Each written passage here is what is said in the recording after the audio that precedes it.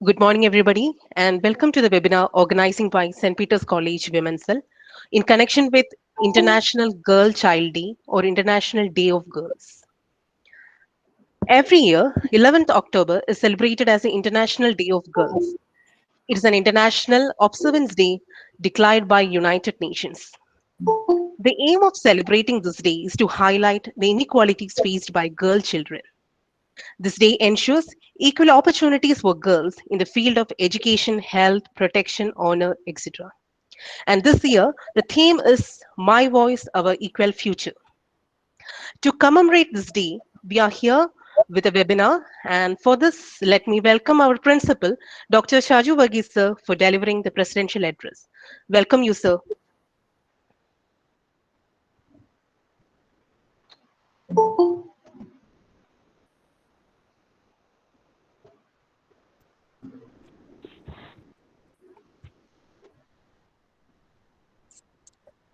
ജിനി കാണാമോ? സാർ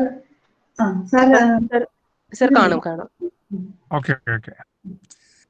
നമസ്കാരം എല്ലാവർക്കും. ഇന്ന് അന്താരാഷ്ട്ര പെൺകുട്ടികളെ കുറിച്ചുള്ള ദിനമാണ്. ലോകമെമ്പാടും ഈ ദിവസം പെൺകുഞ്ഞുങ്ങൾക്കായി മാറ്റിവെച്ചിരിക്കുന്നു. ഇന്ത്യ പോലുള്ള ഒരു രാജ്യത്ത് അല്ലെങ്കിൽ കേരളം പോലൊരു സംസ്ഥാനത്ത് ഇതിന്റെ പ്രസക്തി അത്ര പെട്ടെന്ന് നമ്മൾക്ക് മനസ്സിലാവുകയില്ല എങ്കിലും ലോകത്തെ ആകെ പെൺകുഞ്ഞുങ്ങളുടെ ജീവിത രീതി മനസ്സിലാക്കി കഴിയുമ്പോൾ ഇന്നത്തെ ഒരു ദിവസമെങ്കിലും ലോകം അവരെക്കുറിച്ച് ചിന്തിക്കേണ്ടതിന്റെ ആവശ്യകതയെ ബോധ്യപ്പെടുത്തുന്നതിന് വേണ്ടിയാണ് ഇങ്ങനെയൊരു ദിവസം മാറ്റിവെച്ചിരിക്കുന്നത്. ആൺകുഞ്ഞുങ്ങൾക്കൊപ്പം പെൺകുഞ്ഞുങ്ങൾക്കും കുടുംബത്തിലും സമൂഹത്തിലും സ്ഥാനം ലഭിക്കേണ്ടതിന്റെ ആവശ്യകതയാണ് ഈ ദിനം നമ്മളെ ഓർമ്മിപ്പിക്കുന്നത്. വിദ്യാഭ്യാസത്തിലും ജോലി ലഭിക്കുന്നതിലും സാംസ്കാരിക ഔന്നത്യം നേടുന്നതിനും സാമൂഹികമായി ഇടപെടുന്നതിനും പെൺകുഞ്ഞുങ്ങൾ മാറ്റി നിർത്തപ്പെടുന്നത് ഒട്ടും ശ്ലാഘനീയമല്ല എന്നതാണ് ഈ ദിനം നമ്മളെ ഓർമ്മിപ്പിക്കുന്നത്. സെന്റ് പീറ്റേഴ്സ് കോളേജിലെ വിമൻസ് സെല്ലാണ് international day for girl child എന്ന് പറയുന്ന ഈ ദിനത്തെ നമ്മൾ ഒരു വെബിനാറിലൂടെ നിങ്ങൾക്ക് മുൻപിൽ എത്തിക്കുന്നത്. സെന്റ് പീറ്റേഴ്സ് കോളേജിലെ വിമൻസ് സെൽ ഭാരവാഹികളാണ്. ഈ ദിനം ആഘോഷിക്കുന്നതിന് വേണ്ടി, ഈ ദിനം ഓർമ്മിപ്പിക്കുന്നതിന് വേണ്ടി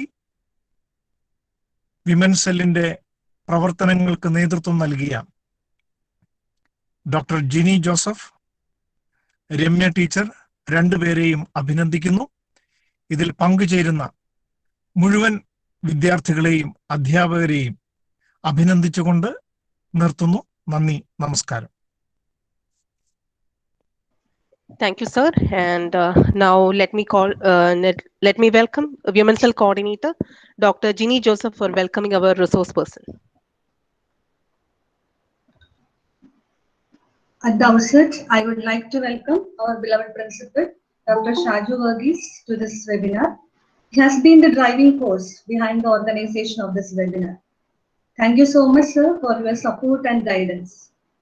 Then let me welcome the resource person for today's session, Advocate Dr. Aparna Srikumar. Recently, she is working as assistant professor at National University of Advanced Legal Studies, Ernakulam. She holds meritorious academic records, having first rank in both LLB and LLM from Kerala University, and she had qualified for Junior Research Fellowship after securing All India highest mark in law paper in the NET examination. She received PhD in law on the topic Recent Trends in Right to Maintenance, New Dimensions and Legal Challenges. Besides all these meritorious achievements, she is actively engaged in imparting legal awareness and aptitude among the general public through her various activities. Now, the world has progressed drastically in all fields like financial, agricultural, and economical sectors. Even if women from her infant stage to an aged lady is a subject of neglect and abuse.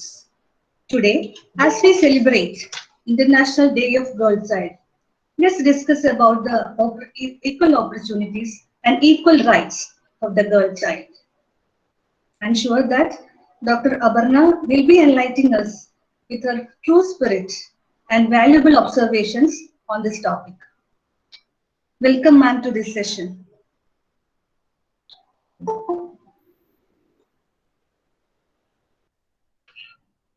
Good morning. Thank you very much for such a warm welcome. നമ്മൾ ഇന്ന് international girl child നമ്മൾ international women day ഓരോ day നമ്മൾ കാണുന്നുണ്ട് അല്ലെ? അപ്പൊ എല്ലാവരും ചോദിക്കുന്ന ഒരു ചോദ്യം, എന്തിനാണ് ഇങ്ങനെ ഓരോ ദിവസങ്ങൾ? എന്തിനാണിത്? Women's day, girl child day, mother's day, father's day, എൻവയോൺമെന്റൽ ഡേ, ഫോറസ്റ്റ് ഡേ, ഇങ്ങനെ പറഞ്ഞു പോകുന്നു. അപ്പൊ എന്തിനാണിത്? ഇത്രയും ദിവസങ്ങൾ എന്തിനാ? ഇപ്പൊ പ്രിൻസിപ്പൾ പോയിന്റ് ഔട്ട് ചെയ്തതുപോലെ ആ ഒരു ദിവസം എങ്കിലും നമ്മൾ ഇതിന്റെ ഇമ്പോർട്ടൻസ്, ഇതിന്റെ അവയർനെസ് മാക്സിമം എല്ലാവരിലേക്കും എത്തിക്കുക. ഇങ്ങനൊരു ഇമ്പോർട്ടൻസ് ഇതുണ്ട്, ഒരു പോയിന്റ് ഉണ്ട്, അത് നമ്മൾ എല്ലാവരും ശ്രദ്ധിക്കേണ്ടതാണ്. ആ ഒരു അവയർനെസ് എല്ലാവരിലേക്കും എത്തിക്കാൻ ഒരു ദിവസം, അതാണ് നമ്മൾ ഇതുകൊണ്ട് ഉദ്ദേശിക്കുന്നത്. അത് ആ ഒരു ദിവസത്തിൽ ഒതുങ്ങി കൂടണം എന്നല്ല, പക്ഷെ ഈ ഒരു ദിവസം എങ്കിലും നമ്മളത് മാക്സിമം എല്ലാവരിലേക്കും എത്തിക്കാൻ ശ്രമിക്കണം. അങ്ങനെയാണ് ശരിക്കും ഇപ്പൊ ഇന്റർനാഷണൽ ഗേൾ ചൈൽഡ് ഡേ കൂടെ വന്നത്. അപ്പൊ പ്രസന്റേഷൻ തുടങ്ങുന്നതിന് തൊട്ട് മുമ്പായിട്ട് ഞാനൊരു വീഡിയോയിലൂടെ നിങ്ങളെല്ലാവരെയും ഈ ഒരു നമ്മുടെ ഒരു ഡിസ്കഷനിലേക്ക്, ഒരു കൂടുതലും ഡിസ്കഷൻ ആയിട്ട് നമുക്ക് മുമ്പോട്ട് പോകാം. തുടങ്ങുന്നതിന് മുമ്പ് തന്നെ ഞാൻ നിങ്ങളുടെ എല്ലാവരുടെയും അറ്റൻഷൻ ഒരു വീഡിയോയിലേക്ക് കൊണ്ടുപോകുക. ഓക്കെ, ഒന്ന് വെയിറ്റ് ചെയ്യണേ.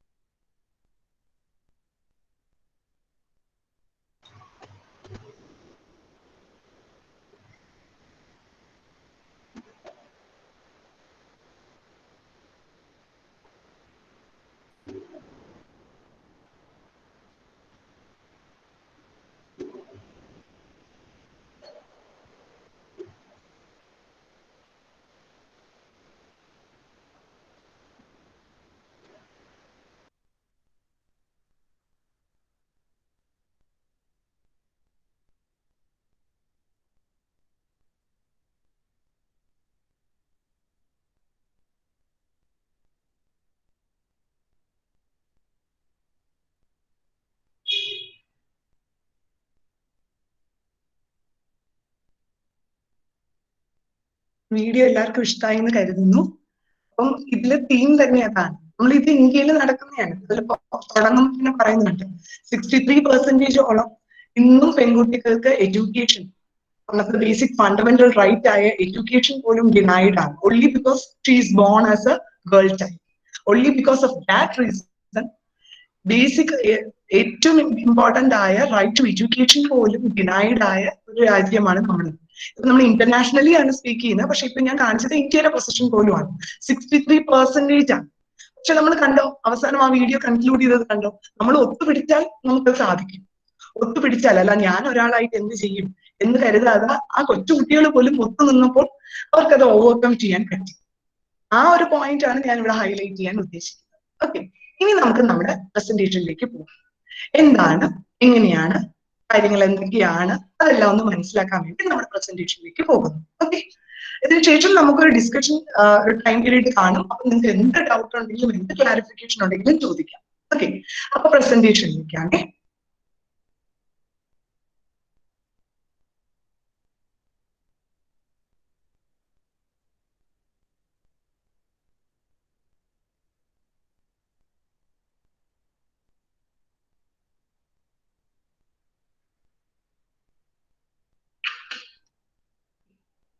In October 11, International Day of the Girl Child.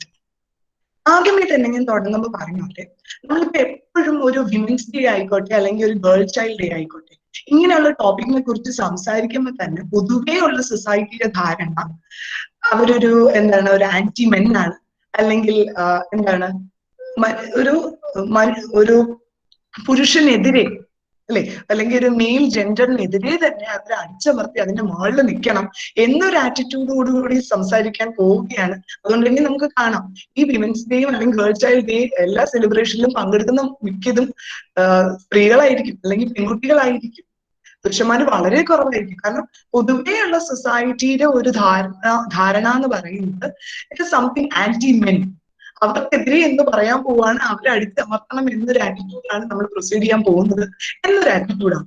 ഇത് തന്നെയാണ് നമ്മുടെ ഏറ്റവും വലിയ ഒരു പ്രശ്നം. ഈ ഒരു ഫെമിനിസ്റ്റ് എന്ന് പറയുന്നത്, ഫെമിനിസ്റ്റ് എന്ന് കേൾക്കുമ്പോഴോ അത് വലിയ ഫെമിനിസ്റ്റ് ആണ്, അതായ പ്രശ്നമാണ്, അവിടെ ഭയങ്കര ഫെമിനിസ്റ്റ് ആണ്, നമ്മുടെ നെഗറ്റീവ് ഒരു ആറ്റിറ്റ്യൂഡോട് കൂടിയാണ് അതിനെ അഡ്രസ് ചെയ്ത് തുടങ്ങുന്നത് തന്നെ. എന്താണ് ഫെമിനിസം എന്ന് മനസ്സിലാവുമ്പോൾ നമുക്ക് തോന്നും അതിലിപ്പോ എന്തായിരിക്കുന്നത്, നമ്മൾ എല്ലാവരും ഫെമിനിസ്റ്റ് ആണ് എന്ന് നമുക്ക് മനസ്സിലാവും. ക്ലിയർലി ഫെമിനിസം എന്താണെന്ന് മനസ്സിലാവുമ്പോൾ, അല്ല it is not related to being against men or anti men, അങ്ങനെ ഒന്നുമേ ഇല്ല. നമുക്ക് നോക്കാം, ഈ ഒരു കാർട്ടൂൺ ഒന്ന് കണ്ടു നോക്കൂ, ഈ ഒരു കാരിക്കേച്ചർ ഒന്ന് നോക്കി നോക്കൂ. Why are you a feminist ചോദിക്കുകയാണ്, എന്തുകൊണ്ട് നിങ്ങൾ ഒരു ഫെമിനിസ്റ്റ് ആവുന്നു? അപ്പൊ ആ സ്ത്രീ പറയുന്നത് because I believe in equality. അപ്പൊ പിന്നെ അതിനെ ഇഗാലിറ്റേറിയൻ അല്ലെങ്കിൽ ഇക്വലിസ്റ്റ് എന്ന് വിളിച്ചാൽ പോരെ, എന്തിനാ ഫെമിനിസ്റ്റ് എന്ന് വിളിക്കുന്നത്, ഈക്വലിസ്റ്റ് എന്ന് വിളിച്ചാൽ പോരെ? അപ്പം അവർ പറയുന്ന റിപ്ലൈ ഒന്ന് നോക്കി നോക്കിയാൽ, ഫെമിനിസം എന്ന് പറയുമ്പോൾ നമ്മൾ ഇക്വാളിറ്റി എന്ന് പറയുമ്പോൾ ഇവിടെ എന്തൊക്കെയോ ഇൻഇക്വാളിറ്റി ഉണ്ട് എന്ന് നമ്മൾ പോയിന്റ് ഔട്ട് ചെയ്യേണ്ടി വരുന്നു. എന്തൊക്കെയോ അൺഈക്വൽ സ്റ്റാറ്റസ് ഈ സൊസൈറ്റിയിൽ ഉണ്ട്, അത് ഹൈലൈറ്റ് ചെയ്ത് കാണിച്ചാലേ നമ്മളും കൂടി ഈക്വൽ ആവേണ്ടിയിരിക്കുന്നു എന്ന് നമുക്ക് പ്രൊജക്ട് ചെയ്യാൻ പറ്റും. അപ്പൊ നമ്മുടെ unequal status of women, currently നമുക്കുള്ള അൺഈക്വൽ സ്റ്റാറ്റസ് ഓഫ് വിമൻ അല്ലെങ്കിൽ ഗേൾ, അതെല്ലാം നമ്മൾ പോയിന്റ് ഔട്ട് ചെയ്യേണ്ടിയിരിക്കുന്നു. അതുകൊണ്ടാണ് നമ്മൾ അതിനെ ഫെമിനിസം എന്ന് തന്നെ ടേം ചെയ്തത്. അപ്പൊ ഇറ്റ് ഇസ് നോ വേ എന്താണ് എഗെയിൻസ്റ്റ് മെൻ, അല്ലെങ്കിൽ എന്താ അതിനെ പിടിച്ചു താക്കുക, അല്ലെങ്കിൽ it is not at all a protest അല്ലെങ്കിൽ ഒരു ഫോഴ്സ് എഗെയിൻസ്റ്റ് മെൻ ഒന്നുമല്ല. ജസ്റ്റ് ഈക്വൽ ആവണം, അൺഈക്വൽ സ്റ്റാറ്റസ് എന്തൊക്കെയോ ഉണ്ട്, നമ്മൾ അത് മനസ്സിലാക്കുന്നു, അതെങ്ങനെ നമുക്ക് ഓവർകം ചെയ്യാം, അത് ഹൈലൈറ്റ് ചെയ്യും, അത്രയേ ഉള്ളൂ. അതാണ് ആക്ച്വലി ഫെമിനിസം എന്ന് പറയുന്നത്. ശരിക്കുള്ള ഫെമിനിസം ഇത്രയേ ഉള്ളൂ, അല്ലാതെ ഒരു അടിയോ ബഹളോ ഒന്നും അല്ല. നമ്മൾ പോയിന്റ് ഔട്ട് ചെയ്യുന്നു, ഇതൊക്കെ നമുക്ക് എങ്ങനെ ഓവർകം ചെയ്യാം എന്ന് മനസ്സിലാക്കാം. ഓക്കെ, അപ്പം ആദ്യമേ നമുക്കൊരു ടോപ്പിക്കിലേക്ക് പോവാം, ഹ്യൂമൻ റൈറ്റ്സ്. എന്തുകൊണ്ട് ഞാൻ പറയുന്നത് വെച്ചാൽ നമ്മുടെ ഡിസ്കഷനിൽ ഈ ടേംസ് ഇടയ്ക്കിടയ്ക്ക് ഉപയോഗിക്കും, അപ്പൊ അതിനൊരു ക്ലാരിറ്റി വരാൻ വേണ്ടിയിട്ട് മാത്രം. ഹ്യൂമൻ റൈറ്റ്സ് നമുക്ക് എല്ലാവർക്കും അറിയായിരിക്കും, ലോ സ്റ്റുഡൻസിന് അല്ലാത്ത സ്റ്റുഡൻസിനും എല്ലാവർക്കും, ലേമന് പോലും അറിയാവുന്ന ഒരു ടേമാണ് ഹ്യൂമൻ റൈറ്റ്സ് എന്ന് പറയുന്നത്. ഹ്യൂമൻ റൈറ്റ്സ് എന്തായിരിക്കും? അതിൽ തന്നെയുണ്ട് ഹ്യൂമൻ റൈറ്റ്സ്. ഹ്യൂമൻ ബീയിങ് ആയതുകൊണ്ട് മാത്രം നമുക്ക് കിട്ടേണ്ട ചില റൈറ്റ്സ് ആണ് human rights. Only because you are born as a human being, you are entitled to certain rights. Adhan certain basic rights. Only because you are born as a human being. അങ്ങനെയുള്ള certain basic fundamental elementary rights നമ്മൾ വിളിക്കുന്നതാണ് human rights. ഈ human rights ഒരിക്കലും ഒരു government നമുക്ക് തരേണ്ട കാര്യം പോലും ഇല്ല. നമ്മൾ ജനിക്കുമ്പോൾ തന്നെ ഒരു ഹ്യൂമൻ ബീയിങ് ആയിട്ട് ജനിക്കുമ്പോൾ തന്നെ നമുക്ക് കിട്ടേണ്ടതാണ്. ഒരു ഗവൺമെന്റ് വന്ന ഗവൺമെന്റ് ഏതെങ്കിലും ഒരു ലോയിലൂടെയോ കോൺസ്റ്റിറ്റ്യൂഷനിലൂടെയോ തരേണ്ടത് പോലുമല്ല. അത്ര എലമെന്ററി ആയിട്ടുള്ളതാണ് ഹ്യൂമൻ റൈറ്റ്സ് എന്ന് പറയുന്നത്. ഈ ഹ്യൂമൻ റൈറ്റ്സിൽ ഏറ്റവും ഇമ്പോർട്ടന്റ്, അത് തുടങ്ങുന്നതിന് നമ്മൾ ഹ്യൂമൻ റൈറ്റ്സിനെ കുറിച്ച് പറഞ്ഞു വന്ന ഇന്റർനാഷണൽ ഡോക്യുമെന്റ് എന്ന് പറയുന്നത് യുണൈറ്റഡ് നേഷൻസിന്റെ ചാർട്ടറാണ്, ഇന്റർനാഷണൽ ഡോക്യുമെന്റ്. അത് തുടങ്ങുന്നത് തന്നെ എങ്ങനെയാണ്? ഇത് നോക്കിയേ, all human beings are bone free and equal in dignity and rights എന്ന് പറഞ്ഞു. All human beings. അപ്പം അവിടെ ഒരു ഡിസ്ക്രിമിനേഷനും വരുന്നില്ല, ഒരു ജെൻഡർ ഡിസ്ക്രിമിനേഷൻ ഇല്ലാതെ എല്ലാ ഹ്യൂമൻ ബീങ്, ആരൊക്കെ ഹ്യൂമൻ ബീങ് ആയിട്ട് ജനിച്ചോ അവർക്കെല്ലാം free and equal dignity and rights കൊടുത്തിരിക്കണം. റൈറ്റ്സ്, ഹ്യൂമൻ റൈറ്റ്സിന്റെ കാര്യത്തിൽ ഹ്യൂമൻ റൈറ്റ്സ് കുറെ ഉണ്ട്, നമുക്ക് ലിസ്റ്റ് ചെയ്തുണ്ട്. നമ്മളിപ്പോ നമ്മുടെ കോൺസ്റ്റിറ്റ്യൂഷനിലെ ഫണ്ടമെന്റൽ റൈറ്റ്സ് എന്ന് പറയുന്നത് ഇതിന്ന് ഇത് മനസ്സിലാക്കി UN പറയുന്ന ഈ ചാർട്ടർ ഉൾക്കൊണ്ടുകൊണ്ട് ഉണ്ടാക്കിയതാണ്. Right to life, right to education, freedom, then freedom, പലതരം ഫ്രീഡംസ് ഉണ്ട്. Speech and expression, to form association, assembly, അങ്ങനെയുള്ള കാര്യങ്ങൾ, റൈറ്റ് അഗൈൻസ്റ്റ് എക്സ്പ്ലോയിറ്റേഷൻ. ഓക്കെ, ഇങ്ങനെയുള്ളതെല്ലാം നമ്മൾ ഇന്ന് ഫണ്ടമെന്റൽ റൈറ്റ് എന്ന് വിളിക്കുന്നത് എല്ലാം നമ്മുടെ ഹ്യൂമൻ റൈറ്റ് ആണ്. അതെല്ലാം എങ്ങനെയാണ് നമുക്ക് കിട്ടേണ്ടത്? Free and equal. ഫ്രീ ആയിട്ടും ഈക്വൽ ആയിട്ടും. നമ്മൾ ജനിക്കുന്നത് ഫ്രീ ആയിട്ടാണ്, അവിടെ ഒരു കമ്പൽഷനോ ഒരു ഇതോ പാടില്ല. അതും ഈക്വൽ ആയിട്ട്, ഡിഗ്നിറ്റി വൈസ് നമ്മൾ എല്ലാവരും ഈക്വൽ ആയിട്ട് ട്രീറ്റ് ചെയ്യണം എന്ന് പറഞ്ഞു തന്നെയാണ് തുടങ്ങുന്നത്. പിന്നെന്താണ് ഈ ഒരു ഡിസ്ക്രിമിനേഷന്റെ കാരണം? ആരാണ് ഇവിടെ ഈ ഡിസ്ക്രിമിനേഷൻ കൊണ്ടുവന്നത്? നമുക്കൊന്ന് നോക്കിയാലോ, എങ്ങനെ വന്നു ഈ ഡിസ്ക്രിമിനേഷൻ? കാരണം എല്ലാത്തിലും പറയുന്നത് ഇങ്ങനെയാണ്, നമുക്ക് ഡിഗ്നിറ്റി വൈസ് ഒരു വ്യത്യാസവും ഇല്ല, എല്ലാ ജെൻഡറും ഒരുപോലെ. പക്ഷെ നമുക്കറിയാം ഇപ്പൊ ഡിസ്ക്രിമിനേഷൻ സിസ്റ്റം പോലെയുണ്ട്. അത് എന്തുകൊണ്ട് വന്നു? ആരാ ഇതൊക്കെ കൊണ്ടുവന്നത്? നമുക്ക് നോക്കിയാലോ. അത് മനസ്സിലാവണമെങ്കിൽ നമ്മൾ രണ്ട് ടേംസ് മനസ്സിലാക്കണം. ഒന്ന്, what is sex and what is gender.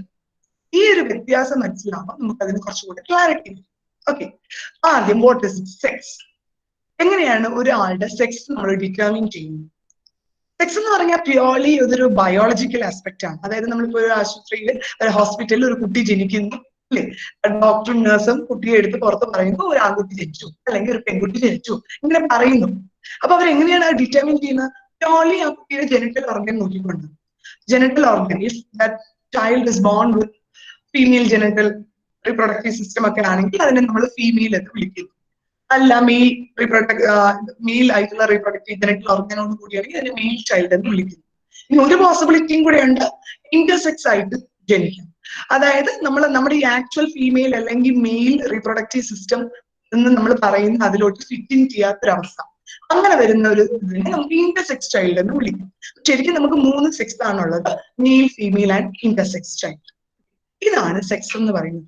ഇത് പ്യോർലി ബയോളജിക്കലാണ്, നമുക്ക് വേറെ ഒന്നും ചെയ്യാൻ പറ്റില്ല. ഇത് കംപ്ലീറ്റ്ലി ബയോളജിക്കലി ആ കുട്ടി അങ്ങനെ വരുന്നതാണ്. അതിനെ ജസ്റ്റ് നമുക്ക് ഇന്നതാണെന്ന് ഐഡന്റിഫൈ ചെയ്യാനേ പറ്റും. ഓക്കെ, ദെൻ ഇപ്പോ സെക്സ് റീഅസൈൻമെന്റ് സർജറീസ് ഒക്കെ ഉണ്ട്. സർജറീസ് വഴി വേണമെങ്കിൽ ഒരാൾക്ക് വേറെ ഒന്നിലോട്ട് ട്രാൻസ്ഫോം ചെയ്യാം. അത് കംപ്ലീറ്റ്ലി പോസിബിൾ ഒന്നുമല്ല, എന്നാൽ ഏകദേശം ഒരു കോസ്മെറ്റിക് സർജറി പോലെയാണ് ഇപ്പോഴും കാണുന്നത്. കാരണം അത് ഫുള്ളി അല്ല, ഡെവലപ്ഡ് അല്ല. അപ്പൊ ഇങ്ങനെയാണ് സെക്സ് എന്ന് പറയുന്നത്. അപ്പൊ പിന്നെ എന്താണ് ഈ ജെൻഡർ? നമ്മൾ സാധാരണ എപ്പോഴും ജെൻഡർ ഓർ സെക്സ് എന്നാണ് ഉപയോഗിക്കാറുള്ളത് അല്ലേ? നമ്മൾ എപ്പോഴും അത് ഒരേപോലെയാണ് കരുതാറുള്ളത്, സിനോണിംസ് ആണെന്നാണ് കരുതിയിരുന്നത്. പക്ഷെ നല്ല വ്യത്യാസമുണ്ട് ആ രണ്ട് ടേംസ് തമ്മിൽ. സെക്സ് ആണ് ബയോളജിക്കൽ ആസ്പെക്ട്. അപ്പൊ ജെൻഡർ എന്താണ്? ജെൻഡർ എന്ന് പറയുന്നത് what the society refers or attributes appropriate to a child, അതാണ് ജെൻഡർ. സൊസൈറ്റി കരുതുന്ന ചില കാര്യങ്ങൾ, സൊസൈറ്റി, നമ്മൾ ജീവിക്കുന്ന ഒരു സൊസൈറ്റിയിലാണ്, ഒരു സമൂഹത്തിലാണ്. ആ സമൂഹം കരുതുന്നുണ്ട് ഇന്നത് appropriate for a male child ആണ്, ഇന്നത് അപ്രോപ്രിയേറ്റ് ഫോർ എ ഫീമെയിൽ ആണ് എന്ന് സൊസൈറ്റിക്ക് ചില കൺസെപ്ഷൻസ് ഉണ്ട്. അങ്ങനെയുള്ള സൊസൈറ്റിയുടേതായ കൺസെപ്ഷൻസിനെയാണ് നമ്മൾ എന്ത് വിളിക്കുന്നത്? ജെൻഡർ എന്ന് വിളിക്കുന്നത്. ഫോർ എക്സാമ്പിൾ, ചില റോൾസ്, ചില ബിഹേവിയേഴ്സ്, ചില ആറ്റിറ്റ്യൂഡ്സ്, ചില ഓപ്പർച്യൂണിറ്റീസ്, ഇതൊക്കെ ഗേൾ ചൈൽഡിനുള്ളതാണ്, ഇതൊക്കെ ബോയ്ക്കുള്ളതാണ്. ഇങ്ങനെ പറഞ്ഞ് സൊസൈറ്റി അതിനെ കാറ്റഗറൈസ് ചെയ്തിട്ടുണ്ട്. അല്ല ബയോളജിക്കലി ഒന്നുമല്ല. ബയോളജിക്കലി നമ്മൾ പറഞ്ഞു അത് സെക്സ് ആണ്. ജെൻഡർ എന്ന് പറയുന്നത് ഇപ്പൊ ഫോർ എക്സാമ്പിൾ ഫെമിനൈൻ ജെൻഡർ അല്ലെങ്കിൽ മാസ്കുലൈൻ ജെൻഡർ.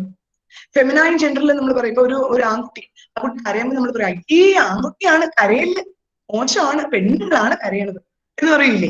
അപ്പൊ എന്താണ് ഈ റോൾ അല്ലെങ്കിൽ ഈ സോർട്ട് ഓഫ് ബിഹേവിയർ, കരയുക എന്നത് ഫീമെയിൽ ചൈൽഡിനുള്ളതാണ്. ഓക്കെ, അപ്പൊ നമ്മുടെ സൊസൈറ്റി പറയാണ് ഇത് ഒരു ഫെമിനൈൻ ക്യാരക്ടറിസ്റ്റിക് ആണ്. ഫെമിനൈൻ അതാണ് ജെൻഡർ എന്നത് പറയുന്നത്. ഇത് ഇന്നത്. അതേപോലെ വീട്ടില് കുക്കിംഗ്, ക്ലീനിങ് അങ്ങനെയുള്ള കാര്യങ്ങൾ, കുഞ്ഞിനെ നോക്കുക, ഇങ്ങനെയുള്ള കാര്യങ്ങൾ, ചിലതരം ജോലികൾ. ഓക്കെ, അതേപോലെ സ്പോർട്സ് അങ്ങനെയുള്ള കാര്യങ്ങളാണെങ്കിൽ പെൺകുട്ടിയല്ലേ, മറ്റേതിനല്ലേ നല്ലത്, സ്പോർട്സിലൊക്കെ കൂടുതൽ പോകേണ്ട കാര്യമില്ല, അത് ആൺകുട്ടികളല്ലേ, ഇങ്ങനെ പറയാം മരത്തിൽ വലിഞ്ഞ് കയറുക. അത് ഇപ്പൊ ആൺകുട്ടികളായാലും അല്ലെ കട്ടി മീശ താടി ഇതൊക്കെ വെക്കുന്ന അതൊക്കെ ഒരു മാസ്കുലൈൻ ഇത് കാണിക്കുന്നതാണ്. അവിടെയുണ്ട് കംപ്ലക്ഷൻ. രണ്ട് രീതിയിലും കുറെ കംപ്ലക്ഷൻസ് പോകുന്നുണ്ട്. ഇതെല്ലാം ആരായി കമ്പൽ ചെയ്യുന്നതും ആരായി പറയുന്നതും ആരായി ചാർട്ട് ചെയ്യുന്നതും? സൊസൈറ്റി. അല്ലാതെ ബയോളജിയുമായിട്ട് ഇതിന് ഒരു ബന്ധവുമില്ല. ബയോളജിക്കലി നമ്മൾ റീപ്രൊഡക്റ്റീവ് ഓർഗൻ നോക്കി തീരുമാനിക്കുന്നു. അതിൽ ഒരേ ഒരു വ്യത്യാസമേ ഉള്ളൂ. ഫീമെയിലിനാണെങ്കിൽ പ്രൊക്രിയേഷൻ നടക്കും.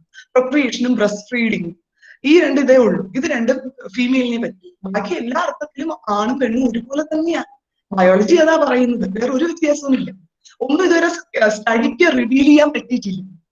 ഇവൻ നമ്മൾ പറയും മസിൽ പവറിൽ പോലും ഇതാണെന്ന്. അത് സ്റ്റഡിക്ക് ഇതുവരെ റിവീൽ ചെയ്യാൻ പറ്റിയിട്ടില്ല. സൊസൈറ്റി പറഞ്ഞുണ്ടാക്കുന്നതാണ്. നമുക്കും ഉണ്ട്, കർണ മല്ലേശ്വരി എല്ലാവരും ഉണ്ട് ഫീമെയിലിനും. അപ്പൊ അതുകൊണ്ട് മസിൽ പവറിൽ ഒന്നിനും വ്യത്യാസം ഉണ്ടെന്ന് പറയുന്നത്. ആകെ പ്രൊക്രിയേഷനും ബ്രസ്റ്റ് ഫീഡിങ്ങും അതൊരു കൂടുതലല്ലേ, പെണ്ണിൽ അതും കൂടെ ഉണ്ട് എന്നാണ്. അപ്പൊ ബാക്കി എല്ലാ രീതിയിലും നമ്മൾ ഒരുപോലെ തന്നെയാണ്. പിന്നെ ഈ ജെൻഡർ എന്ന കൺസെപ്റ്റ് കൊണ്ടുവന്നത് സൊസൈറ്റിയാണ്. അവരാണ് ഇങ്ങനെ കുറെ ഇത് ചട്ടക്കൂട്ടങ്ങൾ ഉണ്ടാക്കിയിട്ട് ഇനി ഇന്നതേ പറ്റൂ, ഇനി ഇന്നതേ പറ്റൂ, ഇതിൽ നിൽക്കണം, അപ്പൊ ഇതിന് പുറത്തോട്ട് പോകരുത്, ഇങ്ങനെയൊക്കെയാണ് ഒരു പെൺകുട്ടി, ഇങ്ങനെയൊക്കെയാണ് ആൺകുട്ടി എന്ന് പറഞ്ഞുണ്ടാക്കുന്നത്. നമ്മുടെ സ്റ്റഡി റിവീൽ ചെയ്യുന്നത് ഇപ്പൊ അബൌട്ട് 50+ ജെൻഡർ ഐഡന്റിറ്റീസ് ഉണ്ടെന്നാണ്. ഇപ്പം ട്രാൻസ്ജെൻഡേഴ്സ്, അതേപോലെ ഹോമോസെക്ഷൽസ്, അങ്ങനെ ഓരോ ഐഡന്റിറ്റീസ്. സൊസൈറ്റി വിചാരിച്ചു ഇങ്ങനെ പാടുള്ളൂ, ഹെറ്ററോസെക്ഷൽ ആയിരിക്കണം, ഒരാണ് പെണ്ണിനോട് മാത്രമേ അട്രാക്റ്റഡ് ആവൂ സെക്ഷലി. ഇതൊക്കെ സൊസൈറ്റി കൺസീവ് ചെയ്താണ്. ഇതൊന്നും അല്ലെന്ന് ഒരുപാട് തരം ഡൈവേഴ്സിറ്റി ഉണ്ട് ജെൻഡറിൽ എന്ന് പറഞ്ഞ് സ്റ്റഡീസ് റിവീൽ ചെയ്യുന്നത് 50+ ജെൻഡർ ഐഡന്റിറ്റീസ് ഉണ്ടെന്നാണ്. നമുക്ക് അതിലേക്ക് പോകേണ്ടത്. നമ്മുടെ ടോപ്പിക് എന്താണ്? Girl child. അപ്പം ഒരു മെയിൽ ബോയ് ചൈൽഡ് അല്ലെങ്കിൽ ഒരു ഗേൾ ചൈൽഡ് തമ്മിൽ നോക്കുമ്പോൾ അതിന് ഇന്ന റോൾസ് ആണ് ചെയ്യേണ്ടത് എന്ന് പറയുന്നത് സൊസൈറ്റിയാണ്, അല്ല വേറെ ആരുമല്ല. ഒരു ലോയിലും പറയുന്നില്ല, വേറെ എവിടെയും ബയോളജിക്കലിയും അതൊന്നും പ്രൂവ്ഡ് അല്ല. ഇതേ പറ്റി ഇങ്ങനെ ചെയ്യാവൂ എന്നൊന്നും പ്രൂവ്ഡ് അല്ല. പിന്നെ ഈ സൊസൈറ്റി എന്ന് പറയുന്ന സംഭവം തന്നെ മാറിക്കൊണ്ടിരിക്കുകയല്ലേ. ഇപ്പം ഇന്ത്യയുടെ സൊസൈറ്റി അല്ല മറ്റൊരു കൺട്രിയിലും. ഇന്ത്യക്കകത്ത് പോലും ഓരോ സ്റ്റേറ്റിലും വ്യത്യാസങ്ങളുണ്ട്. അപ്പം ഇതിൽ ഓരോ സൊസൈറ്റി കണ്ടുപിടിച്ച് ഇങ്ങനെയാണ് എന്ന് തിരിച്ചറിഞ്ഞ് അവര് പറയുന്നതാണ് ഈ ജെൻഡർ റോൾസ് എന്ന് പറയുന്നത്. അതാണ് ഈ ഒരു സ്റ്റീരിയോ ടൈപ്പിംഗ് നമുക്ക് കാണാൻ പറ്റുന്നത്. ഓക്കെ, ഇനി ഞാൻ നിങ്ങളുടെ അറ്റൻഷൻ വേറൊരു വീഡിയോയിലേക്ക് കൊണ്ടുപോകും. ഒന്ന് നോക്കാം.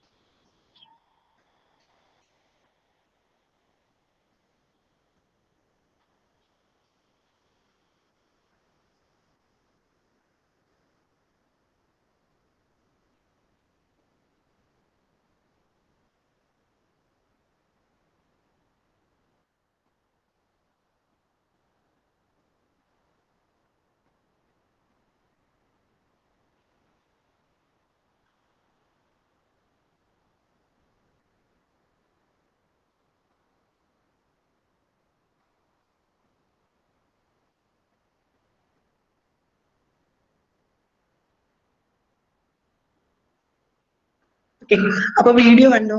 നമ്മളെല്ലാവരും വീട്ടിൽ കണ്ടുവരുന്ന ഒരു കാര്യമാണ് അല്ലേ? പെൺകുട്ടികളായ ഇത്രയൊക്കെ പഠിപ്പിക്കണം, ഇല്ലെങ്കിൽ അമ്മയെ കുറ്റം പറയും, ഇന്ന റോള് പെൺകുട്ടികൾക്ക് ഉള്ളതാണ്, ഇത് ചെയ്യേണ്ടതാണ്. ആര് പറഞ്ഞു? ഇനി എഗെയിൻ ഞാൻ പറയാണ്, ഇതൊരു ജെൻഡർ ഇതാണ്. ജെൻഡർ എന്ന കൺസെപ്റ്റ് ആരാ? സൊസൈറ്റി കൊണ്ടുവന്നതാണ്, അല്ലാതെ നമ്മുടെ ലോയിലോ ഒന്നും ഉള്ളതല്ല. ഓക്കെ, ഇനി നമുക്ക് നോക്കാം ഈ സൊസൈറ്റി. നമ്മൾ ഇതെല്ലാം മിക്കവരും കണ്ടു കാണും ഈ ഒരു കാർട്ടൂൺ അല്ലെ. സൊസൈറ്റിയെ കുറിച്ച് പറയുന്ന ഒരു ഇതാണ്. അതായത് ഇതാ നോക്കിക്കേ, കണ്ടിട്ടില്ലാത്തവരൊന്നും നോക്കിക്കേ. രണ്ടുപേര് ഒരു ഭാര്യയും ഭർത്താവുമാണ്. അവരൊരു കഴുത പുറത്ത് ഒരു ഡോങ്കിയുടെ പുറത്ത് കയറി എന്ന് പോകും. അപ്പൊ ഇതാ ഈ സൊസൈറ്റി എന്ന് പറയുന്ന കുറച്ച് പേര് അവരിതാ പറയുന്നു, കഷ്ടം തന്നെ, ആ ആനിമലിന് ഇങ്ങനെ ദ്രോഹിക്കണോ, രണ്ടും കൂടെ എന്നെ പുറത്ത് കയറി ഇരിക്കുക, എന്ത് വെയിറ്റാ എന്നൊക്കെ പറയും. അപ്പൊ ഇത് കേട്ടപ്പോ ആദ്യം അദ്ദേഹം എന്ത് ചെയ്തു, ഒരാൾ ഇറങ്ങി നടക്കുന്നു, ഭാര്യയാണ് ഇറങ്ങി നടന്നത്. അപ്പൊ പറഞ്ഞു, കഷ്ടം തന്നെ, സ്വന്തം ഭാര്യ ഇട്ട് നടത്തിച്ചിട്ട് അങ്ങനെ സുഖമായിട്ട് തന്നെ മുകളിൽ കയറി ഇരിക്കും എന്നും പറഞ്ഞു. ഇത് കേട്ടപ്പോ അദ്ദേഹം എന്ത് ചെയ്തു, ഭാര്യയെ കയറ്റിയിരുത്തിയിട്ട് അദ്ദേഹം ഇറങ്ങി നടന്നു. പിന്നെ ഈ സൊസൈറ്റി ഇതാ മാറി എന്ന് പറയുകയാണ്, കഷ്ടം, ആ ഭാര്യ ഇതാ സൂക്ഷിച്ചു കയറി നടന്നു പോകുന്നു, അങ്ങനെ ഒരു സ്റ്റുപ്പിഡ് മാൻ ആണല്ലോ, അങ്ങനെ തന്നെ പുറകെ നടക്കുന്നു എന്നും പറഞ്ഞു. രണ്ടുപേരും ഇറങ്ങി നടന്നു. അപ്പോഴും പറഞ്ഞു, കഷ്ടം, ആ ഒരു അനിമലിനെ ഉപയോഗിക്കാൻ പോലും അറിയുള്ളൂ, നേരെ ചൊവ്വേ ഉപയോഗിക്കാൻ പോലും അറിയുന്നുണ്ട്. അപ്പൊ ഞാൻ നോക്കിക്കേ, നമ്മുടെ സൊസൈറ്റി പറയുന്ന അനുസരിച്ച് ചെയ്യാൻ തുടങ്ങിയ ഒന്നും നടക്കുന്നു. അതാണ് ഈ ഒരു കാർട്ടൂൺ കൊണ്ട് ഉദ്ദേശിക്കുന്നത് അല്ലേ. സൊസൈറ്റി പറയുന്ന അവരെ സംതൃപ്തിപ്പെടുത്തിക്കൊണ്ട് ഓരോ കാര്യങ്ങളിലേക്ക് നമ്മൾ നീങ്ങാൻ തുടങ്ങിയാൽ നടക്കില്ല, ഒന്നും നടക്കില്ല. എന്ത് ചെയ്താലും അതിലൊരു കുറ്റം വരും. ഫോർ എക്സാമ്പിൾ, ഇപ്പൊ നല്ലൊരു പഠിച്ച ഒരു പെൺകുട്ടി, നല്ല പഠിച്ചു, ഡിഗ്രി കഴിഞ്ഞു, പോസ്റ്റ് ഗ്രാജുവേഷൻ കഴിഞ്ഞു, PhD ആയിരിക്കട്ടെ, ഓക്കെ, കല്യാണം കഴിഞ്ഞു, കുട്ടികളായി. അപ്പം നല്ലൊരു ജോബ് ഓപ്പർച്യൂണിറ്റി വന്നു, കുട്ടികളെ വീട്ടിലാക്കിയിട്ട് ജോലിക്ക് പോയാൽ എന്ത് പറയും, കഷ്ടം, കൊച്ചിനെ തിരിഞ്ഞു നോക്കുന്നില്ല, ഇതാണ് പറയുന്നത്, വീട്ടിൽ ഇരിക്കണം എന്ന രീതിയിൽ പറയും. വീട്ടിൽ നോക്കാൻ ഒരാളുണ്ട്, ഏൽപ്പിച്ചിട്ട് ആണ് പോയെങ്കിൽ പോലും, കളഞ്ഞിട്ടല്ല പോകുന്നത്, ഏൽപ്പിച്ചിട്ട് പോയെങ്കിൽ പോലും പറഞ്ഞ കഷ്ടം, കണ്ടോ, ഇതാണ് പെണ്ണുങ്ങൾ, ഇതൊന്നും വേണ്ട, വീട്ടിൽ ഇരിക്കണം എന്ന് പറയുന്നത് ഇതുകൊണ്ടാണ് എന്ന്. അതേസമയം ആ കുട്ടി ഓക്കെ പഠിക്കാതെ ഒന്നീ പഠിച്ചു, ജോലിക്ക് പോയില്ലാന്നിരിക്കട്ടെ, എങ്കിൽ പറഞ്ഞ കണ്ടോ, ഇതാണ് പറഞ്ഞ പെൺകുട്ടികളെ പഠിപ്പിക്കേണ്ട കാര്യമില്ല, വെറുതെ ആയില്ലേ പഠിച്ചത്, ഇതാ വീട്ടിൽ ഇരിക്കില്ലേ, എന്തായാലും വീട്ടിൽ ഇരിക്കണം, പിന്നെ എന്തിനാ ആ പൈസ കളഞ്ഞത് എന്ന രീതിയിലും പറയും. അപ്പൊ സൊസൈറ്റി ഇങ്ങനെ പറഞ്ഞുകൊണ്ടിരിക്കും. പക്ഷെ അപ്പൊ നമ്മൾ മനസ്സിലാക്കേണ്ടത് ഇതൊക്കെ ആരാണ്, ഇപ്പം ഈ ഒരു taking care of A child എന്നത് ഒരു ഗേൾ അല്ലെങ്കിൽ ഒരു വുമൺ മാത്രം ചെയ്യേണ്ടതാണെന്ന് ആരാ പറഞ്ഞത്, അതും എഗെയിൻ സൊസൈറ്റി. ഇതിന്റെ ബാക്കിൽ ഒരു ഹിസ്റ്ററി ഉണ്ട് കേട്ടോ. ജെൻഡർ എക്സ്പേർട്സ് പറയുന്നത് ശരിക്കും നമ്മള് പണ്ട് കാലങ്ങളിൽ അറിയാലോ, നമുക്ക് ഫാമിംഗ് ആയിരുന്നു മെയിൻ സോഴ്സ് ഓഫ് ഇൻകം. അപ്പൊ കൃഷി അത് ഇതെന്നൊക്കെ പറയുമ്പോൾ ആണും പെണ്ണും ഒരുപോലെ തന്നെ അതിൽ ഇറങ്ങി പണിയെടുത്ത് അതിൽ നിന്ന് കിട്ടുന്ന ആദായം വെച്ച് ജീവിക്കുകയായിരുന്നു. പക്ഷെ പിന്നീട് ഇൻഡസ്ട്രിയൽ റെവല്യൂഷൻ ഒക്കെ സംഭവിച്ചപ്പോൾ നാച്ചുറലി പുറത്തോട്ട് പോയി പണിയെടുക്കണം, അല്ലെങ്കിൽ ഒരു കമ്പനിയിലോട്ട് പോയി ജോലി ചെയ്യണം എന്നൊക്കെ വന്നപ്പോ നമുക്കറിയാം, നമുക്ക് പ്രൊക്രിയേഷനും ബ്രസ്റ്റ് ഫീഡിങ്ങും ഒക്കെ ഉള്ളത് കാരണം കുട്ടിയെ നോക്കണം, അപ്പൊ ദൂരോട്ട് പോയി ചെയ്യാൻ ബുദ്ധിമുട്ടാണ്. അങ്ങനെ വന്നപ്പോ എന്ത് ചെയ്തു, പുറത്തോട്ട് പോയി ജോലി ചെയ്യാൻ ബുദ്ധിമുട്ടാണ് എന്ന് മനസ്സിലായപ്പോഴത്തേക്ക് എന്താണ്, പെണ്ണുങ്ങൾ വീട്ടിലിരുന്ന് കുട്ടിയെ നോക്കാനും കാരണം ആ കാര്യങ്ങളിൽ ഇടപെടാനും പുറത്തോട്ട് ദൂരോട്ട് പോകുന്നത് ആണുങ്ങളുമാണ്. ഇങ്ങനെയാണ് ഒരു റോൾ ഡിറ്റർമിൻ ചെയ്ത്, അകത്തിരിക്കുന്ന ജോലികൾ ചെയ്യുന്നത് പെണ്ണുങ്ങൾ, പുറത്തോട്ട് പോകുന്നത് ആണുങ്ങൾ എന്നൊരു ഡിറ്റർമിനേഷൻ വന്നത്.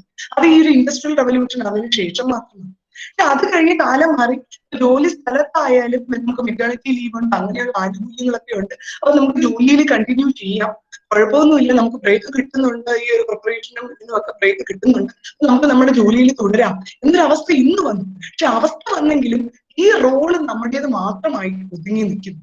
അതാണ് ഇപ്പൊ പ്രശ്നമാകുന്നത്. ഈ ഒരു റോള്, അതായത് കുട്ടിയെ നോക്കുക, അങ്ങനെയുള്ള കാര്യങ്ങൾ, ഇനിയുള്ള ഡൊമസ്റ്റിക് ബേർഡൻ, അതെല്ലാം സ്ത്രീയുടെ മാത്രമാണ്. കാരണം ഇടയ്ക്കൊന്ന് അസൈൻ ചെയ്ത് നമ്മൾ മനസ്സിലാക്കേണ്ട, പണ്ട് അങ്ങനെ ഒരു കാറ്റഗറൈസേഷൻ ഇല്ലായിരുന്നു. ഇതിന്റെ ഇടയിൽ കാറ്റഗറൈസേഷൻ വന്നതാണ്. അത് തിരിച്ചു പോകുന്നില്ല. ഇപ്പൊ രണ്ട് പാർട്ട്നേഴ്സും ഒരുപോലെ വർക്ക് ചെയ്യാണ് എല്ലാം ആണെങ്കിലും സ്ത്രീയുടെ പുറത്ത് മാത്രം, അല്ലെങ്കിൽ ആ ഒരു പെൺകുട്ടിയുടെ പുറത്ത് മാത്രം ഈ ഒരു ബേർഡൻ വന്ന് നിൽക്കും. അത് ബേസിക്കലി നമ്മളൊരു പാട്രിയാർക്കൽ സൊസൈറ്റി ആയതുകൊണ്ട്, മെയിൽ ഡോമിനന്റ് സൊസൈറ്റി ആയി ഈ ഒരു ഇൻഡസ്ട്രിയൽ റവല്യൂഷന് ശേഷം അങ്ങോട്ട് ആയതുകൊണ്ടും കൂടിയാണ് ഈ ഒരു ക്യാരക്ടർ ഇങ്ങനെ നിന്നത്. നമ്മളിവിടെ മനസ്സിലാക്കേണ്ടത് ഇതെല്ലാം ജെൻഡർ അല്ലെങ്കിൽ സൊസൈറ്റിയുടെ കൺസെപ്റ്റ്സ് ആണ്, അല്ല ലോയിലോ വേറെ എവിടെയും ഇങ്ങനെ ഒരു ഇതില്ല. അപ്പൊ നമുക്ക് എന്ത് ചെയ്യും, ആരെയും ഉപദ്രവിക്കും ദ്രോഹിക്കും ഒന്നും ചെയ്യുന്നില്ല, ആരെയും അടിച്ചു നിർത്തേണ്ടയും കാര്യമില്ല. പിന്നെ നമുക്ക് എങ്ങനെ ഇത് മുമ്പോട്ട് പോകാം? ഓക്കെ, നോക്കാം. ഇതിൽ നിന്ന് വരുന്ന ഒരു ടേമാണ് gender based violence or GBV. Gender based violence.